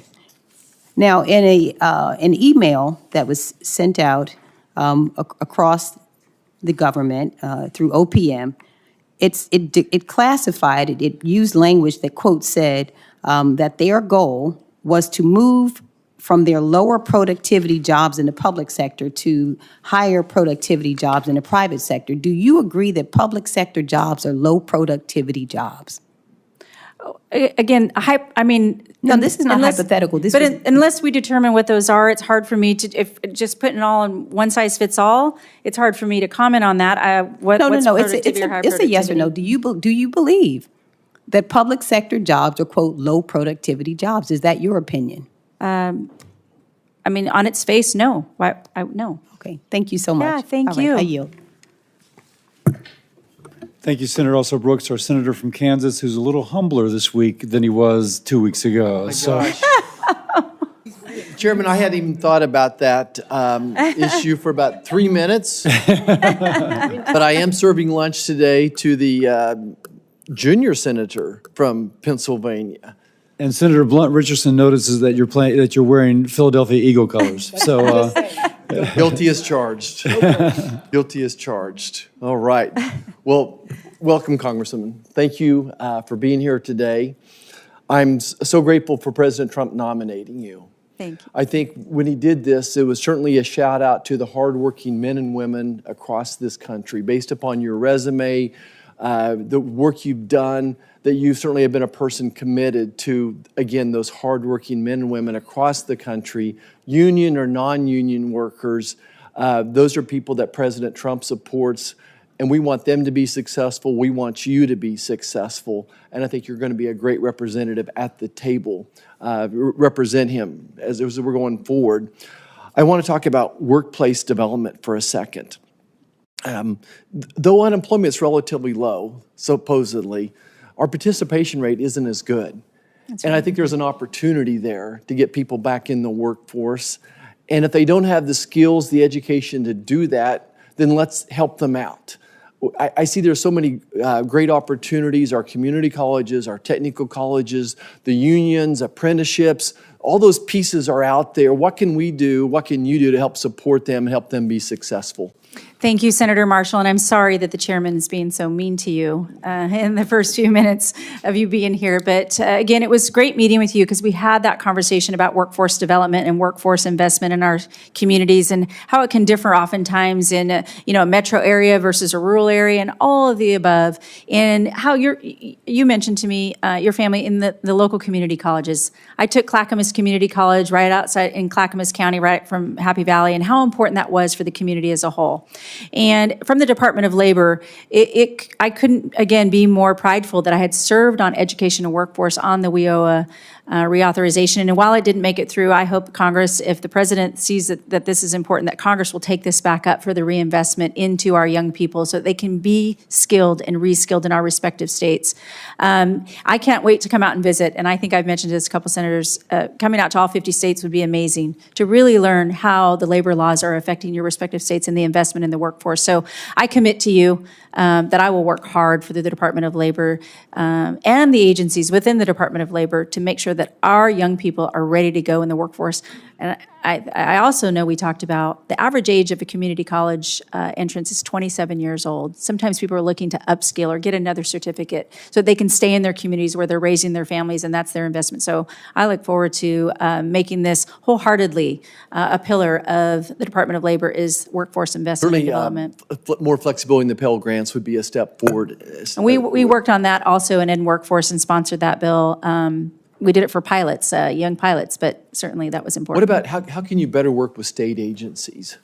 Well, oftentimes the Department of Labor and the federal-state partnership is key and sometimes forgotten. I think one of the areas that we can look together is unemployment insurance, was talked about over the last several years, and how we can be a better federal partner, give them the tools that they need, the state partners, in order to develop their workforces and make sure that they have people who are in the workforce who want to stay in the workforce and not pick up and leave. And again, invite people back. So many people have left the workforce, even to the search of a job, and we want to make sure that those people are coming back from full force. I want to take a moment and talk about the franchise model again. And I heard the chairman's opening remarks or questions kind of touched on this, but I want to go back there. In my mind, what the franchise model has done is helped many people achieve their American dream of owning their own business and being successful too. That's right. And I think it's been a great opportunity, especially for women, for minorities, for veterans as well. And we have to work on this balance. I want the unions to be successful. I want the franchises to be successful as well. How do we achieve that balance? Any thoughts on where's the win-win opportunity when it comes to that issue? Well, a lot of times the reference is to the gig economy and understanding the franchise model as well. And I support that the efforts of, the franchise model as it does allow the flexibility for business owners to determine, do they want to be in business for themselves? Do they want to, work for somebody else? But I think the only change that can be talked about today that will work in all of these is everybody has to have that voice and understanding at the table. One of the reasons the president nominated me, and then it's kind of been mentioned, but it's not always that we're going to agree on both sides, but we're going to be understood, that they will have a voice. That's the difference this time, that I want everybody at that table to have that voice and what is valuable to them and their membership or them and their employees or a business owner when they're struggling. Compliance is important, education of compliance. And then also, that we can protect all American workers. There's a continuum from the first day that we have our first job all the way through retirement. Wherever a worker is or a retiree is on that continuum, they should be respected for the hard work that they've put in. I can tell you, bringing everybody at the table is going to do just that and reinforce the things that we care about in our respective states. Thank you. Thank you, Mr. Chair. And thank you, Representative Chavez-DeRemer. I enjoyed our conversation last week and appreciate your enthusiasm. I thought I'd start with just a quick answer, a quick question, that if you track the shrinking of the middle class, which we've seen in this country over about the last 60 years, I think it's safe to say, it almost exactly tracks the reductions in unionized labor in terms of as a percentage of the workforce. They track almost perfectly. Do you agree that we want to get more workers in unions as a method to expand the middle class? Is that a worthy goal? Well, I think the goal is the option. If people choose to organize, they should have a free and fair right to organize. And if they choose not to, they should also have that right. But don't we want to have more? Isn't the country better off with more working people getting paid better wages? And really, the only way that generally happens is through union representation. Well, again, supportive of both sides of the table is going to be important if an employee chooses that they want to be in a union in order they have the right to do so. And the same if they choose not to. It was just mentioned on the other side about, what does it look like for the franchise model or the independent contractor model. So I think the flexibility and the conversation is what's key here. And is there room for both? I believe there is. The president certainly believes there is, because this is the new direction of where oftentimes we've had the extremes arguing. If we keep the American worker first and foremost, we're going to come to the center of that table and I think develop exactly what you're talking about, keeping more of their hard-earned dollars. I appreciate that. And again, the ultimate goal, we want to expand the middle class. I appreciate your small business background as a small business person myself in a past life. I think that will be invaluable. We met last week with some of the leadership from the Cherry Creek School District in South Metro Denver, one of many that has innovative apprenticeship systems they put in place, and they're training teachers, HVAC technicians, engineers, aerospace manufacturers, go down the list, healthcare workers of various sorts. And this is just one of many programs we've got in Colorado. Now, the president's proposed funding freezes are going to prevent us from keeping many of these programs running in our state, and I think taking valuable opportunities away from the kids. How can you, as secretary, assuming you get approved, how can you protect these programs against attempts to unilaterally, and I think in some cases unlawfully, claw back the federal funding from these programs? Well, I think the key here is going to be presenting to the president, again, I mentioned visiting and understanding exactly what's happening in Colorado and all the respective states, and presenting to the president as his advisor what's happening on the ground. That's what he wants to see, a candid, clear, concise picture so that as we move forward in the America First agenda, that we're going to be supporting the American worker. That is first and foremost in his agenda. We're aligned in that. That's the conversation that we had, is that he wants to support the American worker. And so I will present to him the clear facts from all of the respective states. Okay. Back to youth apprenticeships, which, as you know, my last 6 years as governor, that's what I spent a lot of time on. And I look at it as one of the great gaps that 65 to 70% of our kids aren't going to get a four-year degree. And we have done a piss poor job of giving them the tools to acquire the skills necessary to have the American dream. Is there ways that we can look at to expand apprenticeship programs, youth apprenticeship programs? So I'm not just talking about 18 and over. I'm talking about 16-year-old, 17-year-old, 18-year-old kids who could want to work in an accounting firm or an advanced manufacturing or a hospital, whatever. How can you see us expanding that through your tenure at the Department of Education? Well, I think we can certainly agree that, and you heard the conversation about, speaking to even our youngest, our junior high, our middle school kids, all the way up into high school. But I would like to work with your office and, as if confirmed, get into the Department of Labor, really expand and explore what can be done. But if I could work with your office specifically on this and get to know it a little bit better, I would like to have that conversation with you. No, I will take that and we'll follow up on that. We'll get you out to Colorado. A lot of the records, on February 5th, DOJ went to the Department of Labor and demanded that certain federal employees' information be released. And I think there was a lot of retirement account, private information. We haven't seen I haven't seen any disclosure of how those records are going to be used. And I think what are the reassurances that the American people have that those are still safely secure? Well, I haven't seen them either because I have not been confirmed, as you all know.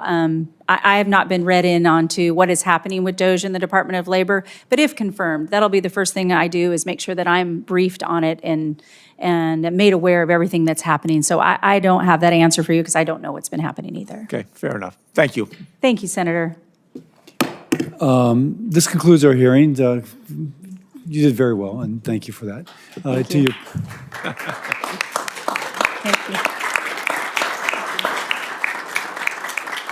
To your parents and husband and children, I know y'all are incredibly proud. This is my, so let me just my say mom that. and dad, Yeah. my daughter, my parents. For any senator who wishes to ask additional questions for the record will be due tomorrow at 5 p.m. We now conclude the hearing. Thank you. Thank you.